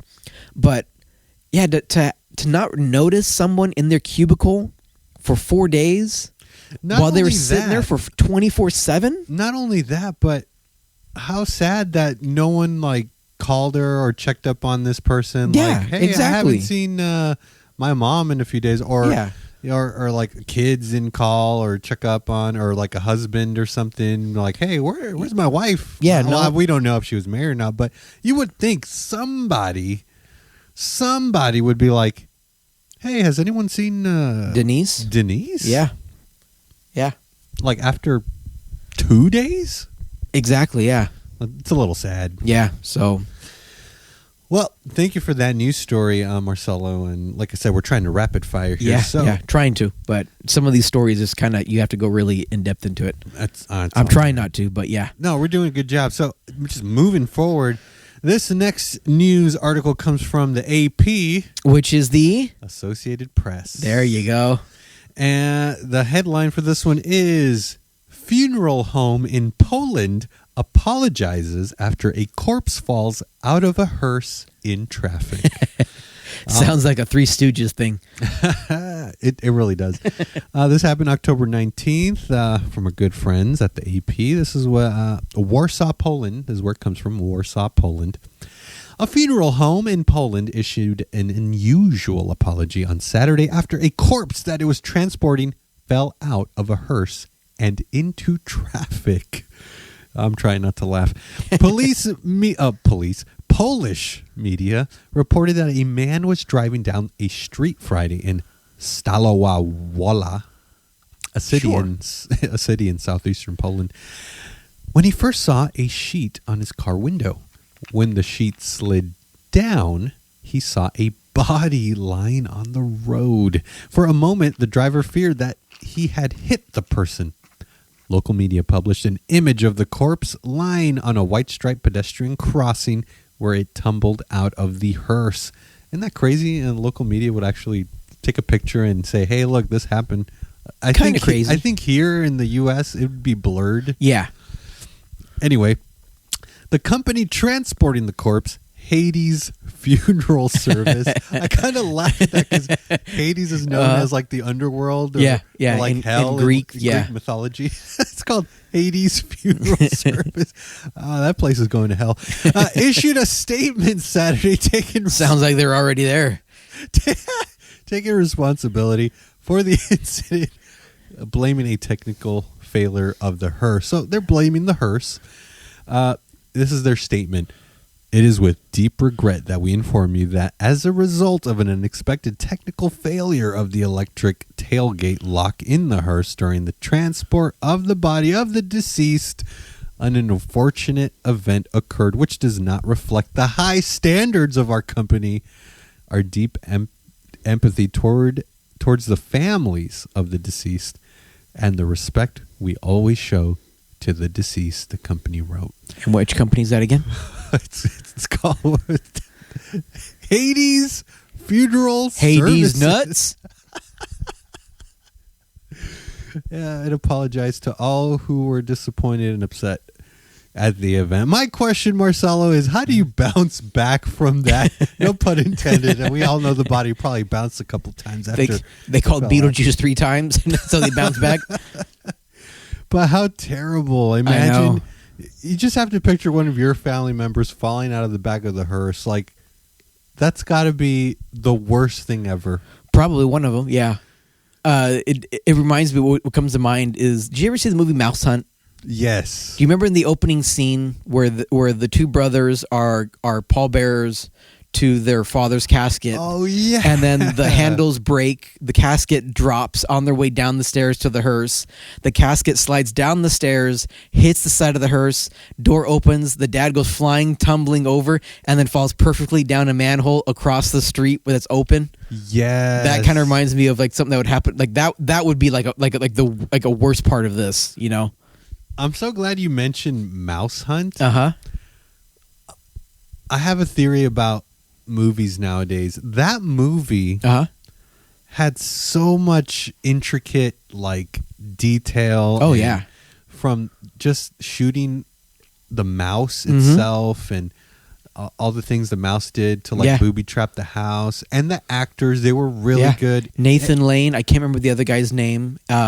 And fucking Christopher Walken was in it. Yeah, he was the exterminator. Yeah. So they had good actors, good set design, and it was very dark and eerie. That movie had a dark feel. There to it. was in certain areas, yeah. And it was for like a PG rated movie. It was, yeah. And I remember as a kid, I think we had it on VHS, so did I I. would watch it all the time. And it dealt a lot with death, hence that intro, but also like the father was dying, which, you know, they were trying to get the house, right? That was they had gotten the house. I believe they had gotten the house in the will.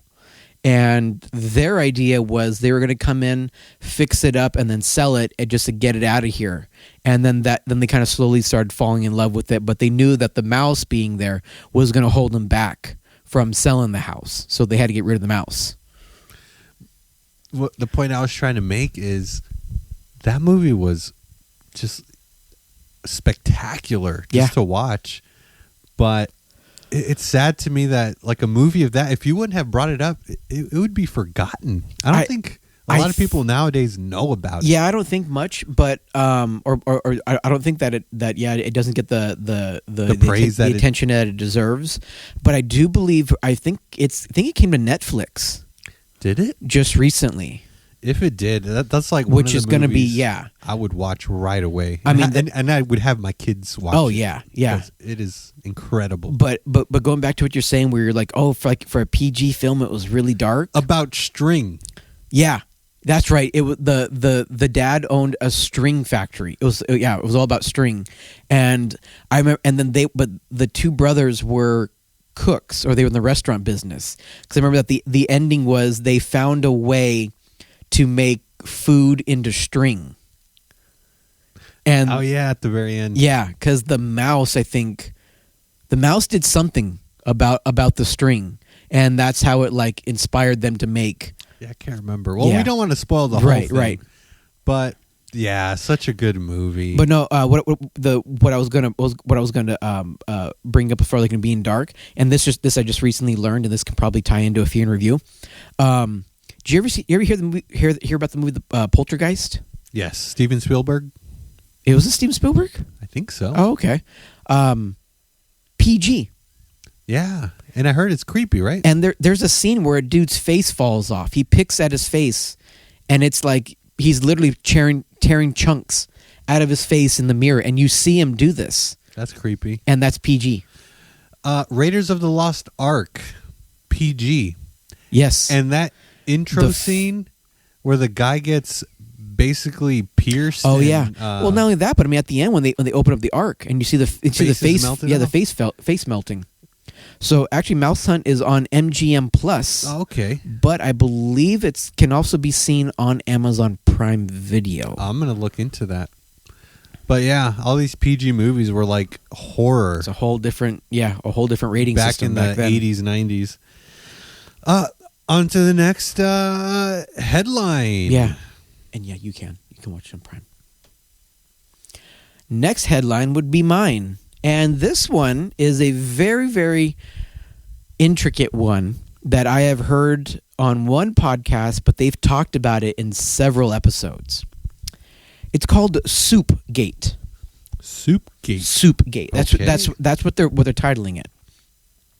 Soupgate. Social media group aims to track down culprit after bags of strange liquid found in South Knoxville community.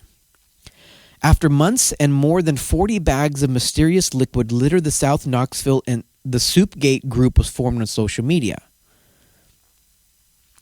Several bags of mysterious foul-smelling liquid are still popping up on the South Knoxville Road after months of complaints and concerns, and residents in the area still want answers. By the way, this is coming from us from NBC 10 News. Oh, yeah. In Knoxville. That's right. Our good friends at NBC 10 right? News. Yeah. Soupgate is a group on social media dedicated to tracking down the person responsible for littering the liquid-filled bags. The group has become so popular that it was discussed on a national award-winning podcast, The Last Podcast on the Left, which is the one that actually heard this on. Which, the one you shared to me, made me listen to the Jonestown. Which I have more for you to listen to that's going to scar you. We've been trying to talk about Reverend Jim Jones and Jonestown because I do want to go over it. I wish we would have remembered. I know. For this Halloween special, but we'll have to bring it up next time. Time. Oh, yeah, definitely. We might even have to do a whole nother episode just to really, like a little simple session kind of thing, just to kind of go through it. Yeah, because I really have a lot of thoughts, and I know you do too, from a different perspective. 100 billion thoughts. So on Pickens Gap Road in Knoxville, they keep finding bags of gross liquid, said Ed Larson, one of the podcast hosts. They're finding soup. Soup Watch, said Henry Zabrowski, another host on the podcast. The hosts have been discussing the bags after talking about other situations across the country involving large amounts of food and ingredients left outside. During the podcast, the host said the South Knoxville story was submitted by a listener. After months and more than 40 bags of mysterious liquid littered in South Knoxville, the Soupgate group was formed. Let me see, try to skim ahead here, because I know at some point they did say that someone actually got one of those bags and cut it open just to see what was inside. And trying to think, they said it was some type of like gravy-like substance, but they still couldn't figure out if it was meat or what it was, but they said it's just some type of... So bags of soup. No, it's not. So they don't know what it is. They're calling it Soupgate because it looks like soup. Okay, it looks like soup, but it's in bags. It's in bags, and it's just being left. It's being left on the roadside. These nasty, foul-smelling bags with the liquid inside. And up to this point, we don't know who. Nope, they don't know who's doing it. And this is current. This is happening. This is current. Yeah, they still do not know what it is.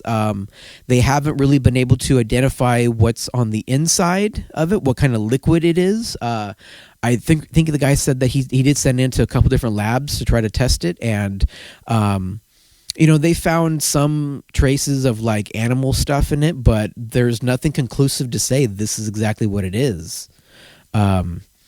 And yeah, there have been theories. There are some theories that that there could be. I think they call it a consignment little factory, which is like if you have like a butcher, like let's say you're a butcher and you have a pig, and you butcher up the pig and all that stuff, but you've got like the bones left over, you've got like the ears, the feet. You take it to a consignment center, which I think I hope it's what it is. And they use all that and they make it into like gelatins, or they'll make other use of it. They'll make sure every part of it goes to use. Some people say it could be that. Other people say that this could just be the liquid from like a grease trap on a stove from a restaurant, because there are some counties where you have to have a certain license. It's not just the restaurant gets to dump it, because they can't really dump it down the drain.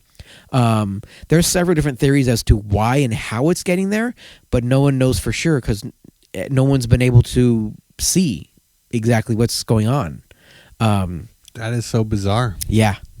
All they have to do is set up a couple cameras and hopefully catch. Well, that's the catch thing. it. They had said that where it is, something about where it is, you can't angle it correctly, and it's not in one spot. Right. It's just random. It's randomly up and down this highway, so it's like they would have to set up hundreds of cameras in every angle possible to try to get it.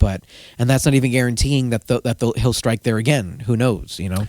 Well, it'd be nice to get an answer. Hopefully, sometime soon we can hear from something. But until then, moving forward, I have the next piece of news. Thank you all for staying tuned. This headline comes from, once again, the AP. Oh, and this will be my last news, Marcel, and the rest are going to be yours. I only had 3 today. So this one, pumpkin weighing 2,471 pounds wins California contest.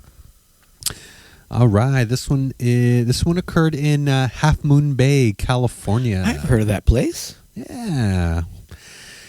A Minnesota horticulture teacher remained the reigning champion Monday of an annual pumpkin weighing contest in Northern California, where his massive gourds have won the top prize 4 years in a row. He's got some gourds.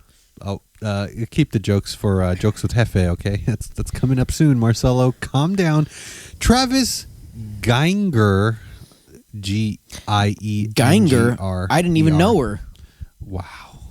Of Anoka, Minnesota, beat his closest competitor by 6 pounds. Imagine losing by 6 pounds. Yeah. That's sad. Well, it's like one of the hot dog eating contests between like Kobayashi and Joey Chestnut. I think one of them like lost it by like 2 hot dogs or something like that, like a hot dog and a half, something so like that. Close. Yeah. His winning gourd came in at 2,471 pounds, falling short of the world record he set last year with the pumpkin weighing at 2,749 pounds. Geinger, 44 years old, said that he has done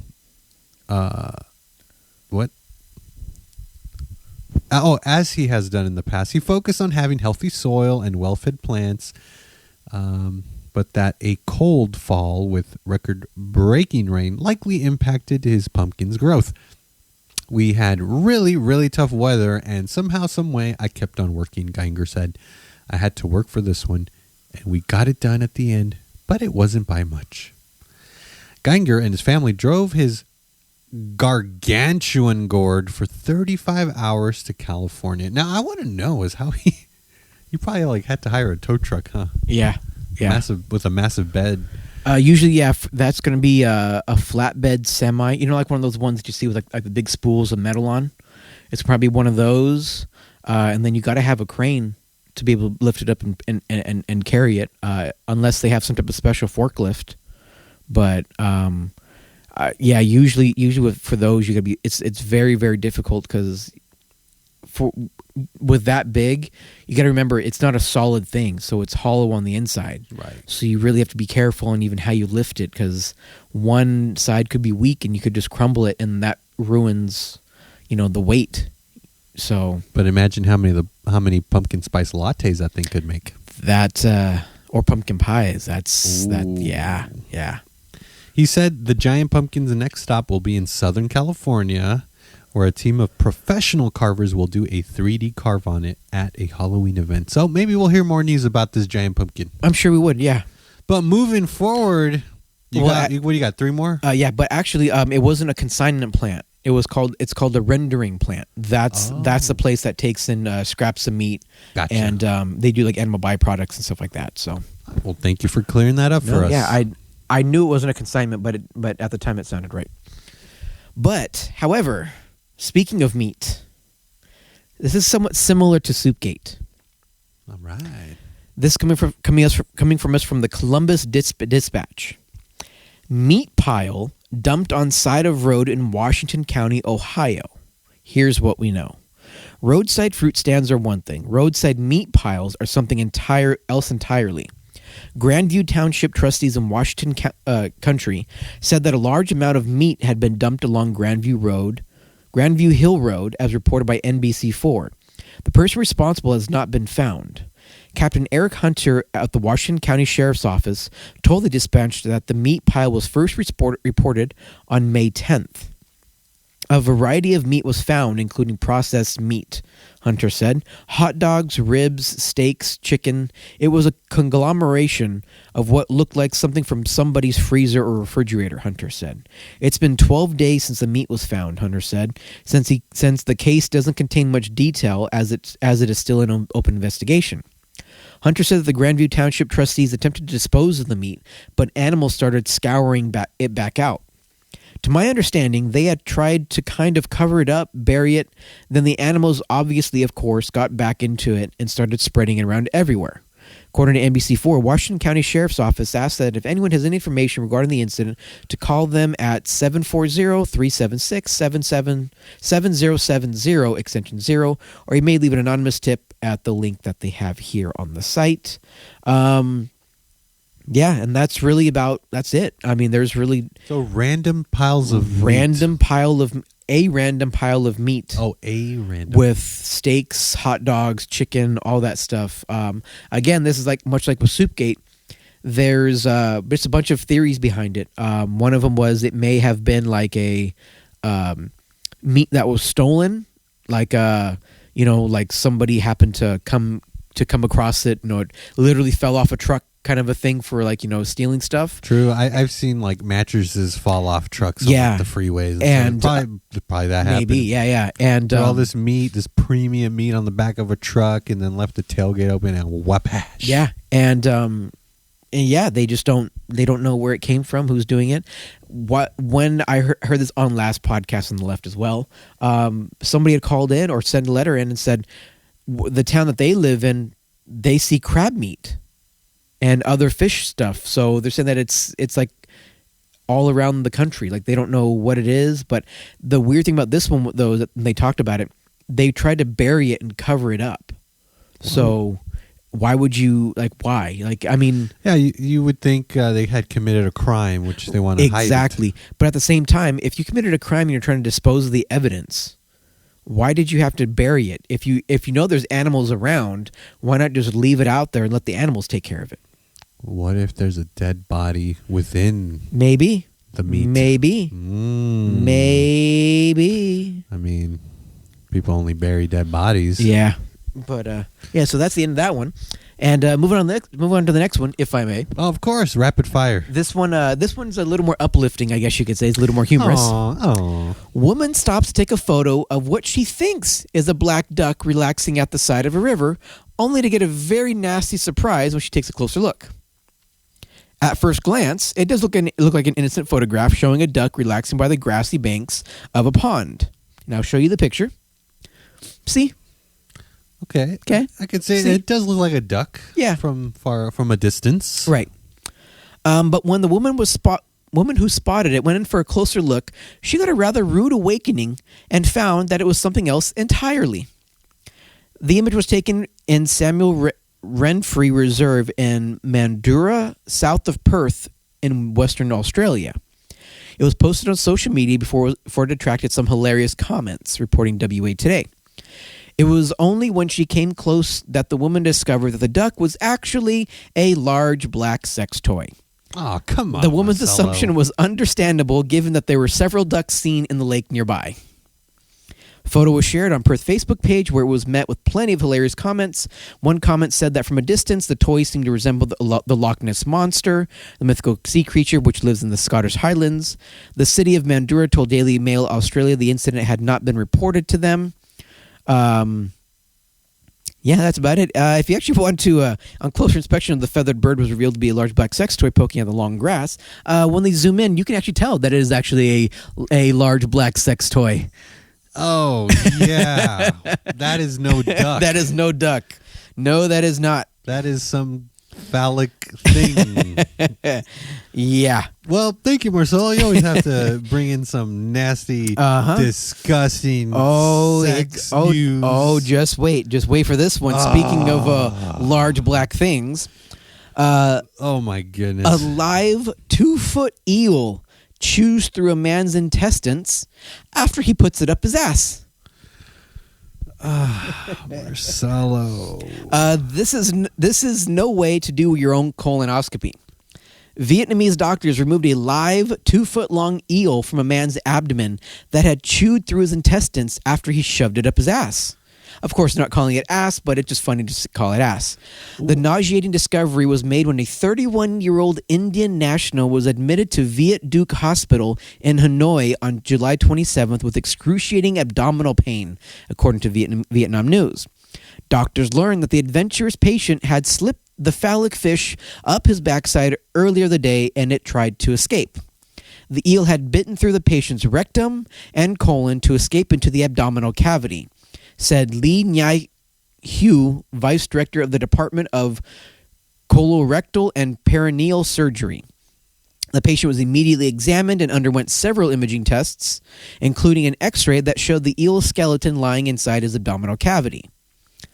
Doctors attempted to remove the foreign object through the man's anus, but they discovered that there was a large lime that he had also inserted to block the way of the eel from escaping back out. Nothing makes sense Instead, anymore. doctors opted for emergency surgery. They sliced open the patient's torso and found the live eel stretching more than 25 inches long and roughly 4 inches in diameter. The creature and the lime were both removed. So the eel was alive in there. The eel was alive, yes. He shoved it up there while it was alive, and when he knew that it would probably come out, he shoved a lime behind the eel up his ass to block it.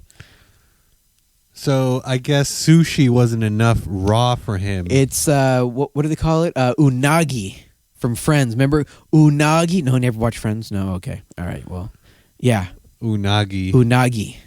Does that mean crazy? That means eel. So, Marcelo, what would possess you to do that? Not a damn thing. Why did it possess him? Let me see. Let's see. It says, after checking for any additional foreign objects hiding inside the man, they stitched him up. Surgeon performed his colonostomy, which basically they gave him a colostomy bag, to prevent fecal matter from passing through the cut made by the eel's bite. Doctors at the hospital told Vietnam News that they've dealt with patients, typically young men, who have put objects up their bums for sexual pleasure. Viet Duc Hospital has previously removed bottles, cups, and adult toys from patients' anuses, but this is the first case involving a live animal.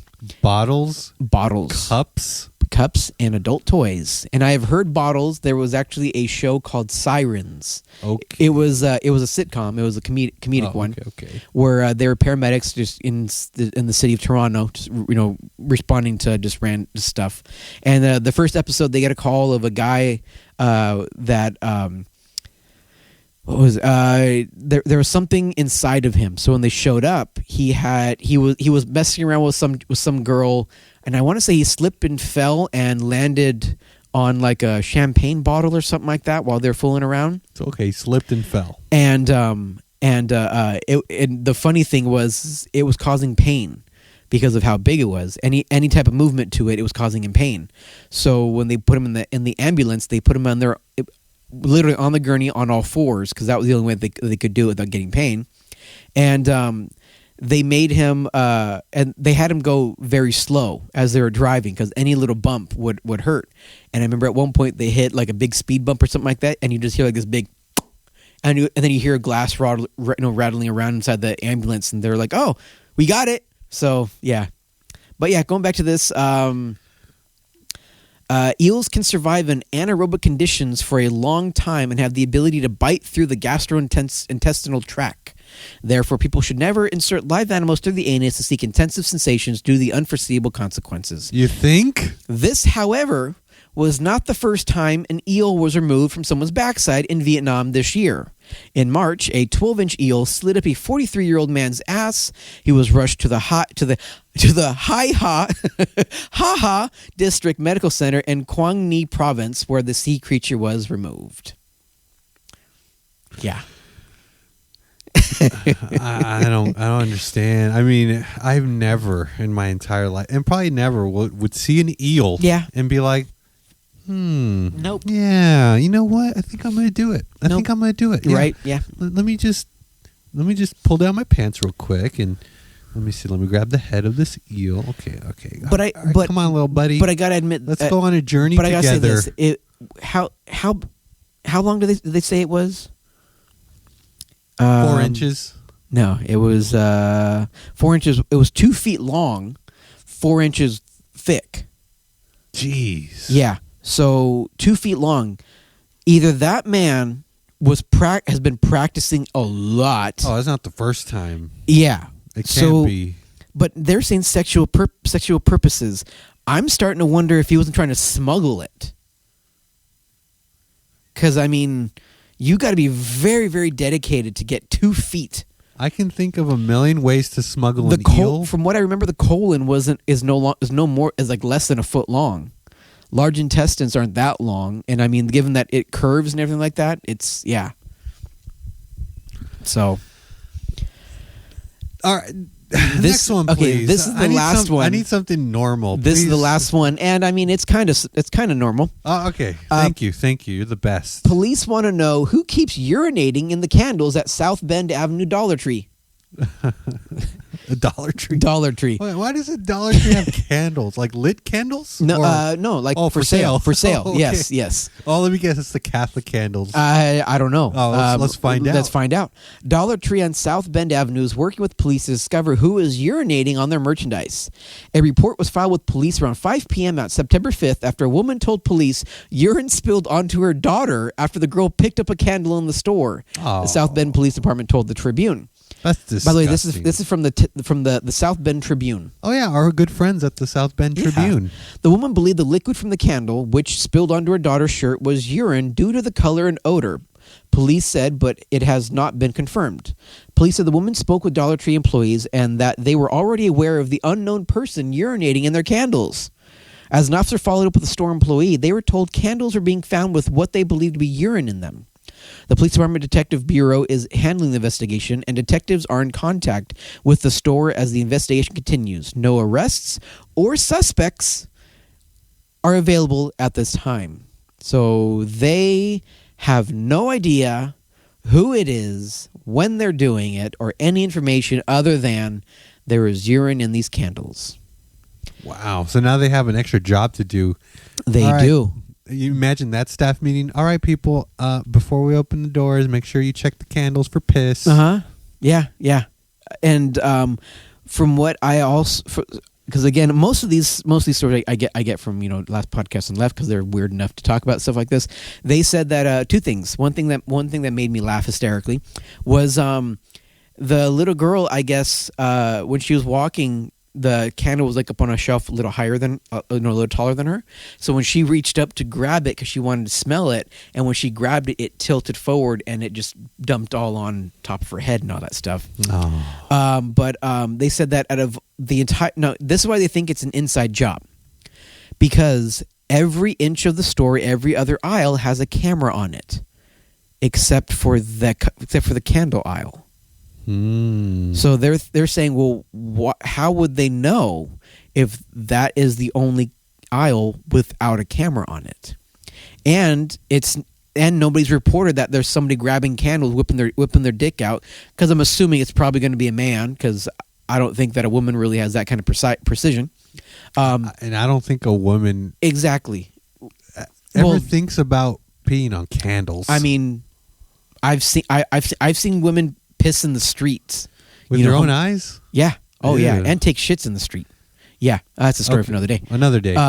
But no, and they think it's like an inside job. So they're saying that it has to be someone that has access to that aisle outside of store hours when it's closed, because that would be the only time that they would be able to be quick enough and discreet enough to pee. So they would have to know where the security cameras are. Yes.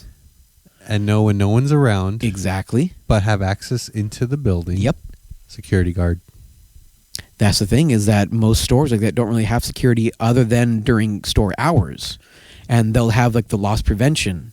But I mean, this might be, and plus, usually security at grocery stores like that, I don't think they really have keys other than like being like on duty. I mean, I'm thinking honestly, it could be a store manager, someone that could come in, after hours and it not really like raise any eyebrows, or even like a load crew if they have a load crew at night. I mean, being on a load crew, not saying that I peed in candles, but you got access to the entire store. Load crew, that's a good one. Or the truck driver is like, how do I get rid of my piss bottles? But that's the thing. Dumps them on the candles. But that would be if they had access to the inside of the store. Because from moving it around, it should have spilled over somewhere. Yeah, and then they would have known. But yeah, it's a mystery. Yeah, it's a mystery. So that is the end of Simple Times News. Now you can play it one more time if you want to. All right, I'll play it just for fun. Maybe half.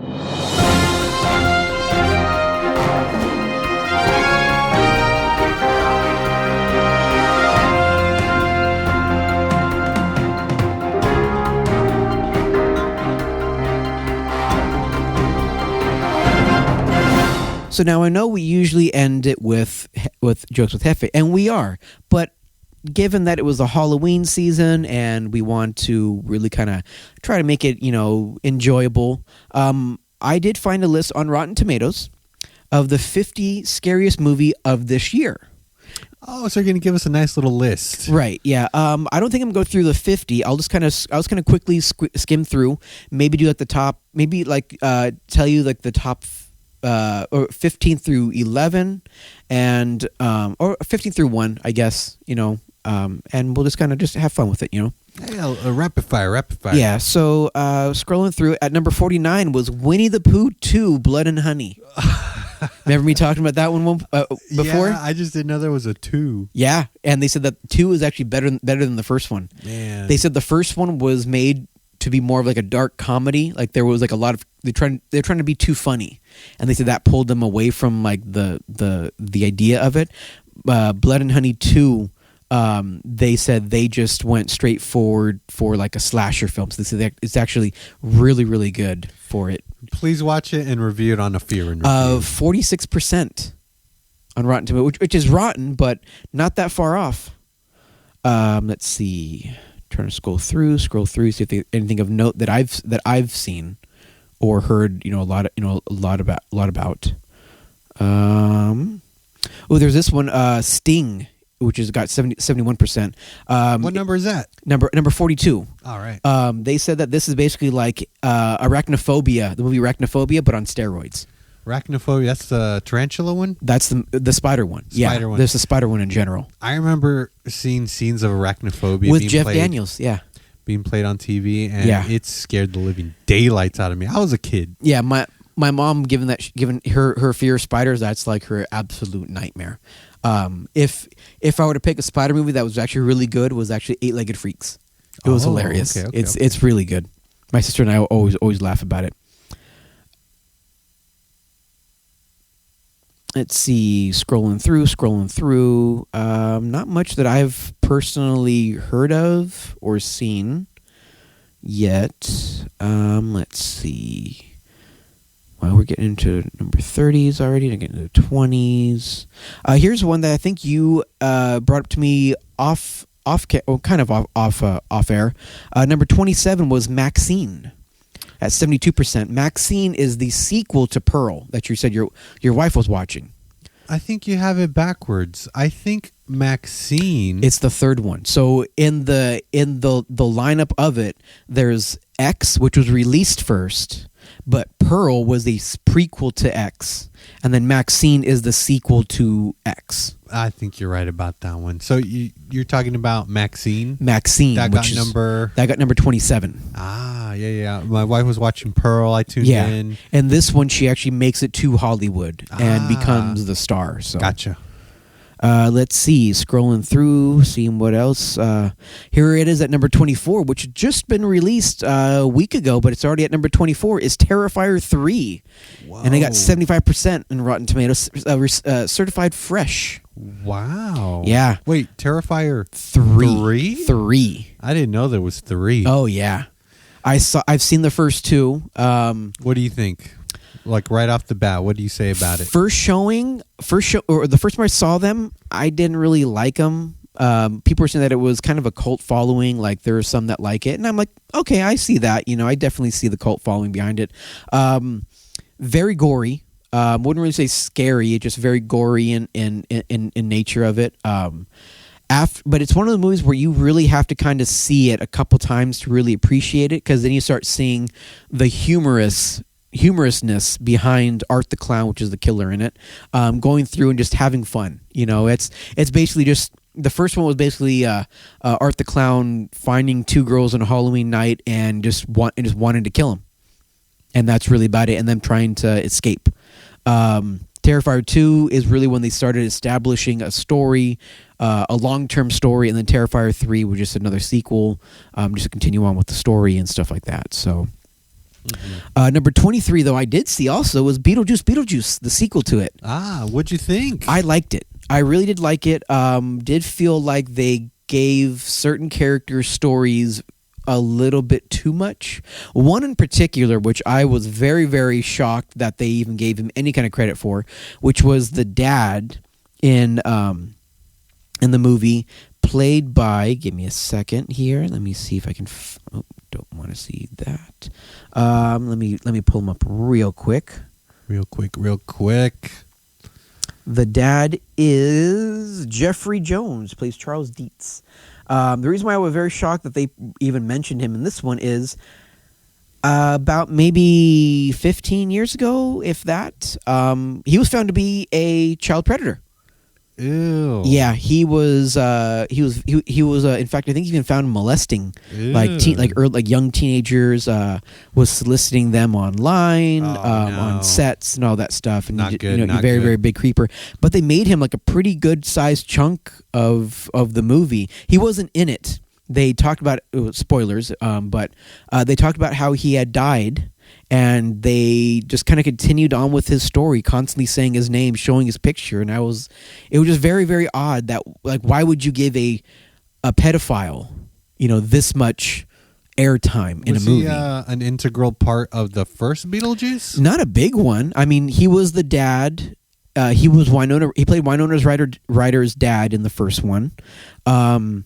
He was. I wouldn't say it was integral, but he was kind of a main character of it. But in the second one, after they said he died, I would thought that would have been it. Been like, hey, fuck him. He's a pedophile. We're not going to talk about him. But for whatever reason, Tim Burton kept him in. But it is very strange. Yeah.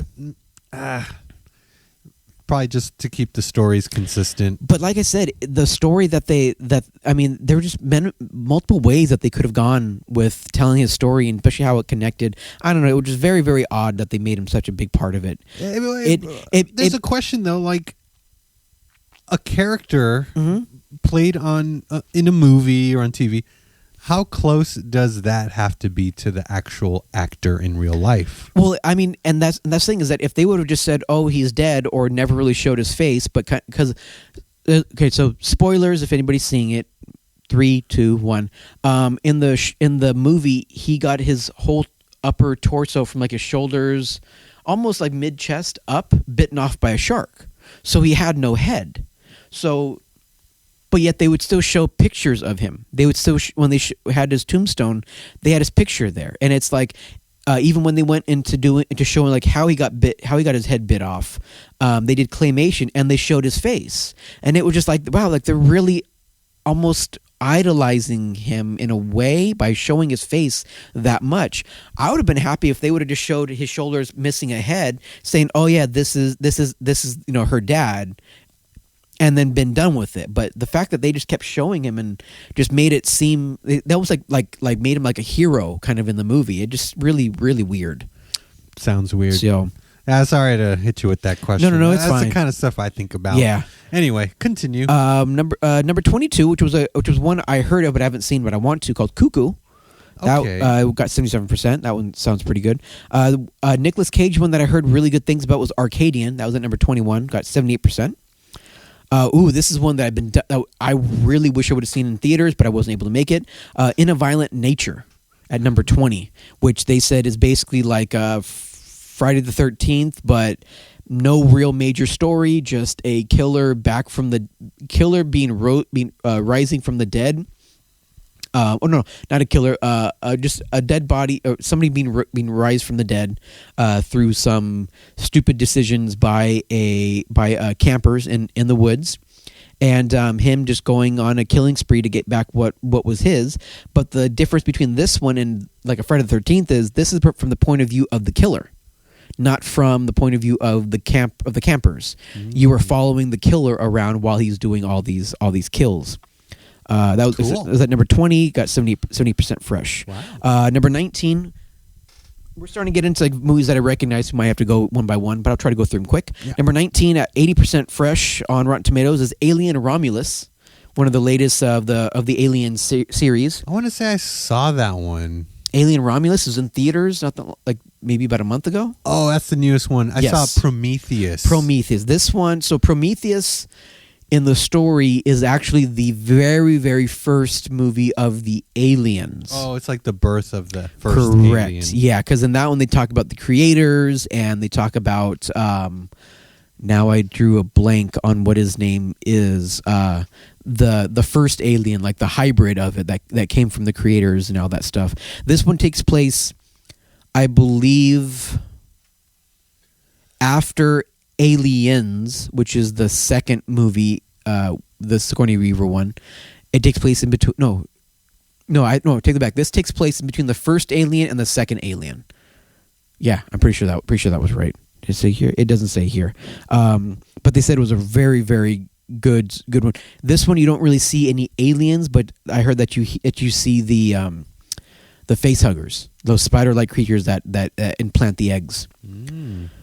Let's see. Number 18. Didn't know about that one. Don't know about that one.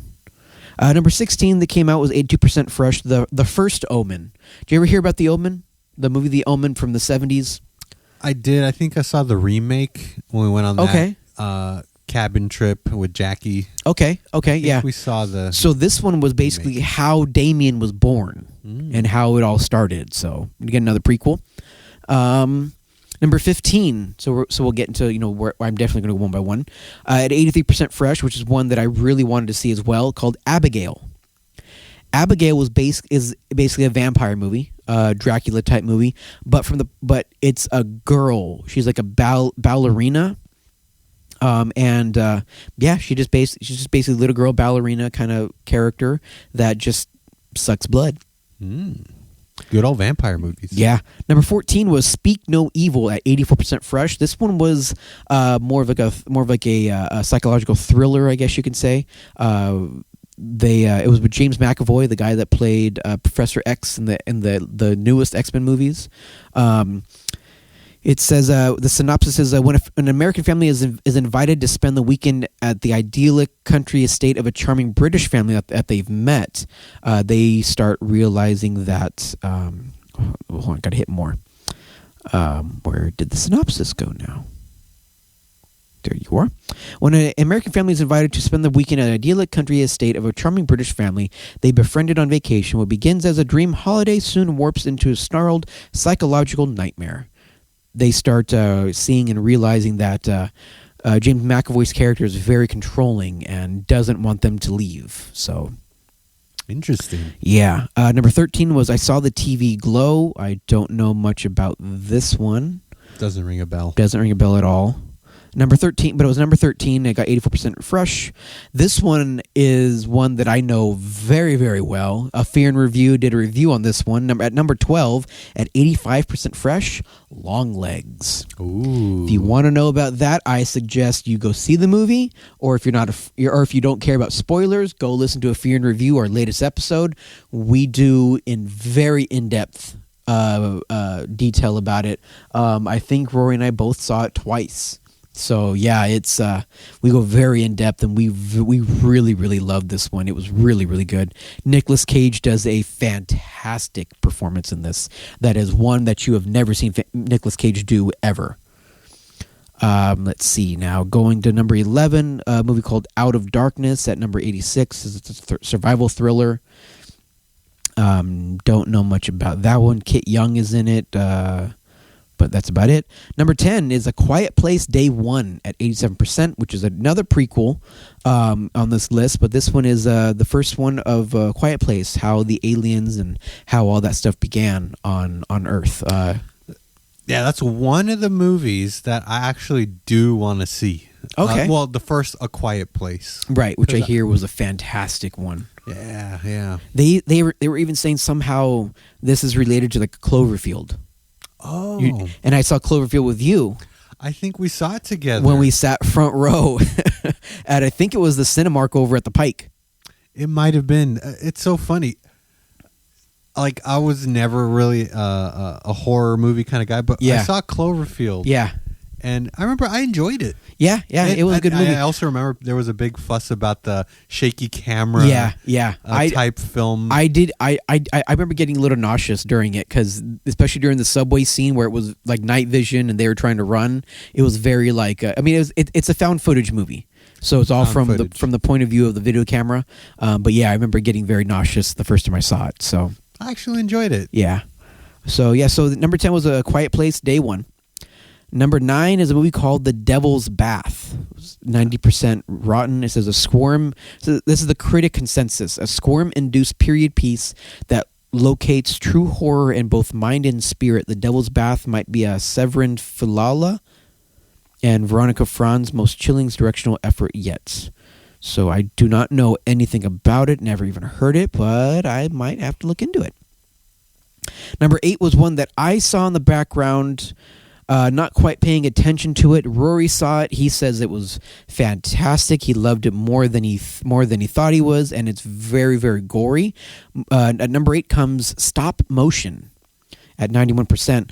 It's a talented stop motion creator starts developing arthritis in her hands, and so she has her daughter step in to do the stop motion movies and films and stuff like that she does.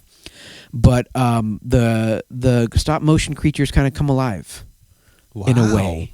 And that's interesting. The mother dies, I believe, in the movie. Spoilers, but I think it might be in the trailer.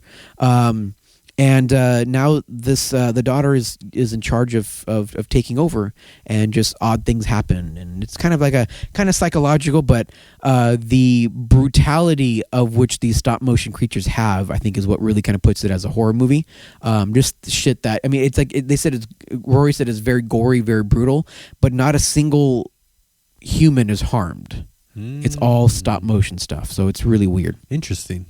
Number 7 is called The Substance at 91% fresh. Again, with Demi Moore in it, and Dennis Quaid. It just came out. Oh, did it? Oh, okay. I've seen ads for it on Instagram. Yeah, I haven't heard anything about it. Really? Oddly enough. I can't believe I've heard more about it. Apparently, there's this substance that's made, like a drug, and when you take it, it makes you young again or something. Yeah, it says here, let me see, let me pull it up, say it more. Have you ever dreamt of a better version of yourself? You only better in every way? You should try this new product. Oh, almost like a fake ad.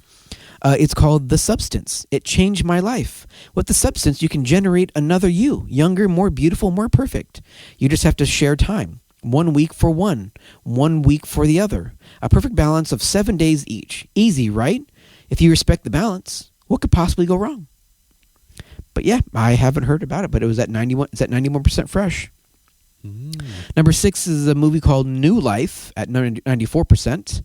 Don't know. I haven't heard of it. Yeah, I haven't either. But it looks pretty cool. It looks like a space movie, because they're wearing a spacesuit in this. So, all right, let's go to the top 5. All right, top 5 is Strange Darling, which this one I saw a trailer for when I saw Long Legs. It's at 95%. They said it's nothing is what it seems as a twisted one-night stand spirals into a serial killer's vicious murder. The one thing that sparked my interest was they said, I think in the trailer, the girl gets into a car. Girl's like a prostitute. She gets a John. They have sex and all that stuff. And then when they get back in the car, the girl looks over at the guy and goes, or before they have sex, the girl looks at the guy and goes, I have to ask you a question. Are you a serial killer? And he kind of laughs, and they cut to them having sex in the motel room and all that stuff. And then I guess he ends up like beating her or something, or starts holding her captive, and she escapes and goes running from this motel into the woods. And when she gets through the woods, she gets to a house, and she's pounding on the door, asking for help. And it's an old couple, and they open the door, they bring her in to help, and you come to find out that they somehow know. I don't know if they're I don't know if they're mother and father, or if they're aunt, uncle, or what, to the guy that she had sex with at the motel that tried to capture her, but she's got to try to like not make it, or they have to, or he's trying, the guy's trying to not make it seem like he's trying to kill her or something like that. But it seemed really, really interesting, you know. You should watch it. Yeah. And tell us all about it on a Fear and Review. I believe it. I don't think it came out to theaters just yet. Or maybe it just did. I don't know. Number 4 is a movie called In Flames. Looks like a foreign film that again, 95% fresh, so might be worth checking into. Number 3, which is another creepy, I haven't seen, but it's a Shudder original. It's called Infested. 96%. I mean, the poster itself is just very creepy. But Caleb is about to turn 30 and has never been lonelier. He's fighting with a sister over an inheritance and has cut ties with his best friend. Fascinated by exotic animals, he finds a venomous spider in a shop and brings it back to his apartment. It only takes a moment for the spider to escape and reproduce, turning the whole building into a dreadful web trap. The only option for Caleb and his friends is to find a way out and survive. Creepy. I can't remember if it was Infested or Sting, but one of them, I think a friend of mine saw it, said that one of the main spiders like befriends the main character and becomes like the helper, which I don't know. It was kind of, yeah. That sounds odd. Yeah. Number 2, though, speaking of odd, number 2 is called Oddity. Okay. At 96% fresh. I did hear about this one briefly. I believe Rory saw Caveat, which is a movie by the same director in the same kind of realm, shot the same way, that they were not very excited. He wasn't very excited about. But Oddity, he said he read it a little further and sounded a lot better. This one I definitely saw was on Shudder. So at number 2 is Oddity, 96% fresh, which I should probably look into. It seems like a good one. All right, number 1. Number 1, which is one that I saw, and to be honest, I don't think it should be number 1. Oh, wow. Let's see. It's a 97% fresh. Don't get me wrong, it was a very interesting, different movie, but I just didn't feel like it was as scary as they made it seem. Called Late Night with the Devil. So in this one, a talk show host that was at the top of the game wants to try to push the envelope and really try to cement himself as being the greatest talk show host, and decides one night to do a live conjuring. He heard of a story of a girl being possessed by a demon or the devil himself, and he invites her onto the show and tries to do a seance where he calls forth the devil in question, and it just kind of spirals out, and they made it seem like it was going to be like Conjuring kind of level stuff where things were just going to go wrong. I mean, it was going to be like this gory, gruesome thing, and it seemed to me more of like a psychological twist and turn kind of thing. Who starred in it? Is it Al Pacino one? David Desmalchin. Oh. You're thinking of The Devil's Advocate, I believe. Yeah, probably. But no, this was the only big actor was David Desmalchin, which plays the late night host. They use a lot. In fact, they use a couple of conspiracy theories to kind of fuel some of the horrorness of the movie. But and a decent movie, but I definitely don't say number 1. You know, in my opinion. But I did hear that I think it went to either Cannes or Sundance and won a ton of awards and got big. So maybe I just not really. You're not cultured enough. I guess not. Well, thank you, Marcelo. Yeah, for that. What was the list title again? 50 scary movies of 2024. Oh, of this year. Yeah. So 50 scariest movies. Well, thank you, Marcella. Hopefully that will give some, something for our listeners to look into. Maybe they want to see a few scary movies for the Halloween season. Maybe I'll even, over on a Fear and Review on our next one, I'll show Rory the list. Maybe he can tell us a little more about him. He seems to watch a lot more than I do, and he's got his ear to the ground a little more when it comes to horror movies. So maybe he'll know more.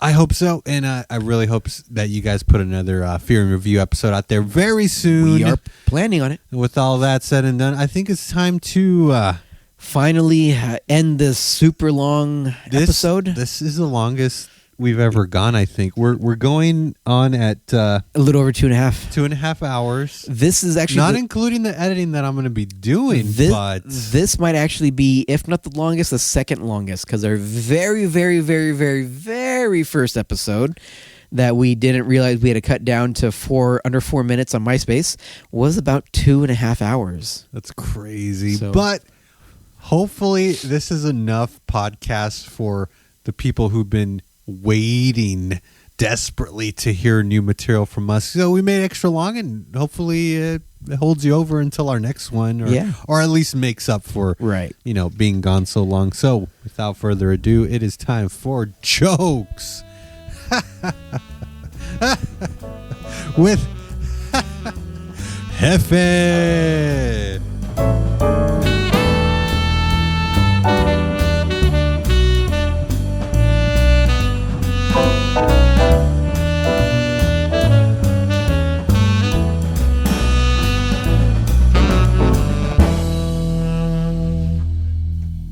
Since we've gone so long, we're going to keep it short and sweet. I'm going to try. I do apologize in advance if these are jokes that I have read on the previous Halloween season. Try to go for a new site. I know this was a site that was still in blue and not in purple, so clearly it wasn't one that I visited. But without further ado, here we go. What did the ghost say when he realized he'd been cheated? I've been bamboozled. Ah, bamboozled. Where does a ghost go on vacation? Malibu. Ah. Why did the ghost go to the bar? For the booze. Man, I wish it's on the tip of my brain. Why do demons and ghouls hang out together? Because demons are a ghoul's best friend. I knew I saw that coming. Why did the ghost starch his sheet? He wanted everyone scared stiff. Okay. I haven't heard that one before. Some of these, I think I heard them last year. Okay, yeah. But it's been a while, so keep going. How do you know when a ghost is sad? Oh, no, I lost it. He starts boo-hooing. I knew it was going to be something like that. How do you know when you've been ghosted? The poltergeist doesn't text back. Why did the mummy TP the tree? He needed somewhere to hang his clothes so he could go skinny dipping. Why don't mummies take time off? They're afraid to unwind. How do mummies tell their future? They read their horoscope. Horoscope? Horoscope. What do you call a mummy covered in chocolate and nuts? A Ferrero Rocher. Oh, Pharaoh. Nice. Why are vampires easily fooled? Because they're suckers. Why did the vampire read the newspaper? He heard it had great circulation. How do vampires get around on Halloween? On blood vessels. What's it like to be kissed by a vampire? It's a real pain in the neck. Nice. What do you get when you cross a vampire and a snowman? Frostbite. Why are vampires bad at art? They're only able to draw blood.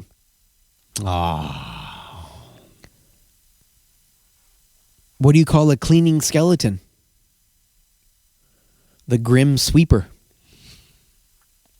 What do you call a skeleton who goes out in the snow? A numbskull. A numbskull. I like that one. What's a skeleton's favorite instrument? I know this one. The trombone. The trombone. What do you call a witch's garage? A broom closet. Oh. What was the witch's favorite subject in school? Spelling. What happened to the witch who flew her broom while angry?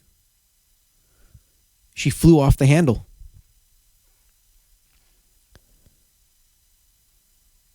What kind of medicine do witches use on their warts? I don't know, but it's not working. What's the problem with twin witches? Oh, you don't know which witch is which. Yeah, that's right. Ah, yes. How did the witch get around when her broomstick broke? She witch hiked. Why does a witch ride a broomstick? She can make a clean getaway. What's the best thing to put into pumpkin pie? Your teeth. What do you get when you drop a pumpkin? Squash? Squash. Yeah. What's a pumpkin's favorite Western? The Gourd, the Bad, and the Ugly. You got me. What's a zombie's sleepover called? A mass grave. Why don't zombies like pirates? They're too salty. Why did the zombie become a mortician? To put food on the table. Why aren't zombies ever arrested? They can't be captured alive. Where do zombies live? On a dead-end street. What do vegetarian zombies eat? Grains. Brains. Grains. How do you know if a zombie likes someone? They ask for seconds. And since you are a dad, Halloween dad jokes. All right. Which, as if we haven't been saying them already. What do you call a cow on Halloween? A bovine. A bovine? What? A bovine. They're called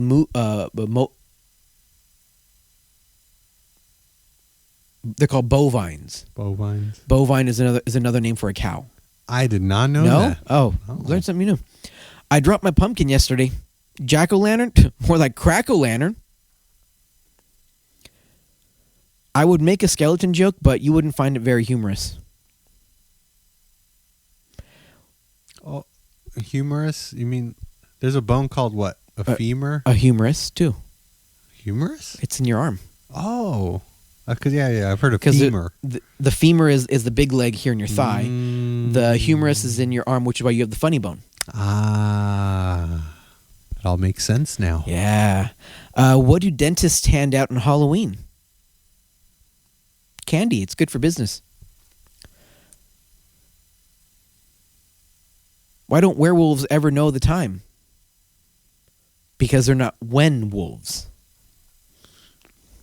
What's the chicken ghost's name? I feel like I know this one. Poultrygeist. Oh, this was on like the very first Halloween special of ours. And what do eye doctors give out on Halloween? Candy corneas. Candy corneas. And that is Jokes with Jefe. And that is the conclusion of a couple of jack-o'-lanterns acting a ghoul. And we definitely were acting a ghoul at the end. Well, thank you all for listening to this super long episode. Yeah, no kidding. But before we leave, Marcel, I just want to tell our listeners where they can find us. You can find us on Instagram, X, Facebook, but really, Really, just Instagram. Yeah. Yeah, we'll respond to that. We'll see all the information. We don't really go on those other sites. Come on. But we do appreciate your comments. So if you do want to send us a line and write to us, where can they email us? You tell me. I forgot the email address. simpletimespodcast@gmail.com. If you have questions, comments, concerns, confessions, whatever you have, send it our way. simpletimespodcast@gmail.com. Thank you for listening to us on Spotify. Thank you for listening to us on Apple Podcasts. Oh, and I think we're on Amazon Podcast now. I think I fixed it up to where you can find us there. You want to double check that while I close this out? Give me a second. Yes. Yeah. Keep looking at it so we can not lie to our listeners. But we appreciate everything. Happy Halloween to all of you guys. Yeah, be safe out there. Don't eat the homemade stuff because it might be laced with drugs and fentanyl. And We are on Apple Music. You mean Amazon? Amazon Music. Yes. Amazon Music. We're on Amazon, guys. Look, we're going places. Yeah. So, Hey, Alexa. Oh, wait, you don't have Alexa. no, I have Siri. Oh. You just offended her. Any final words, Marcelo? I'm tired. No. Oh, wait. Yeah, one. Hey, boss. Go Dodgers. Good night. Or good morning. Whatever time of the day you're listening to this.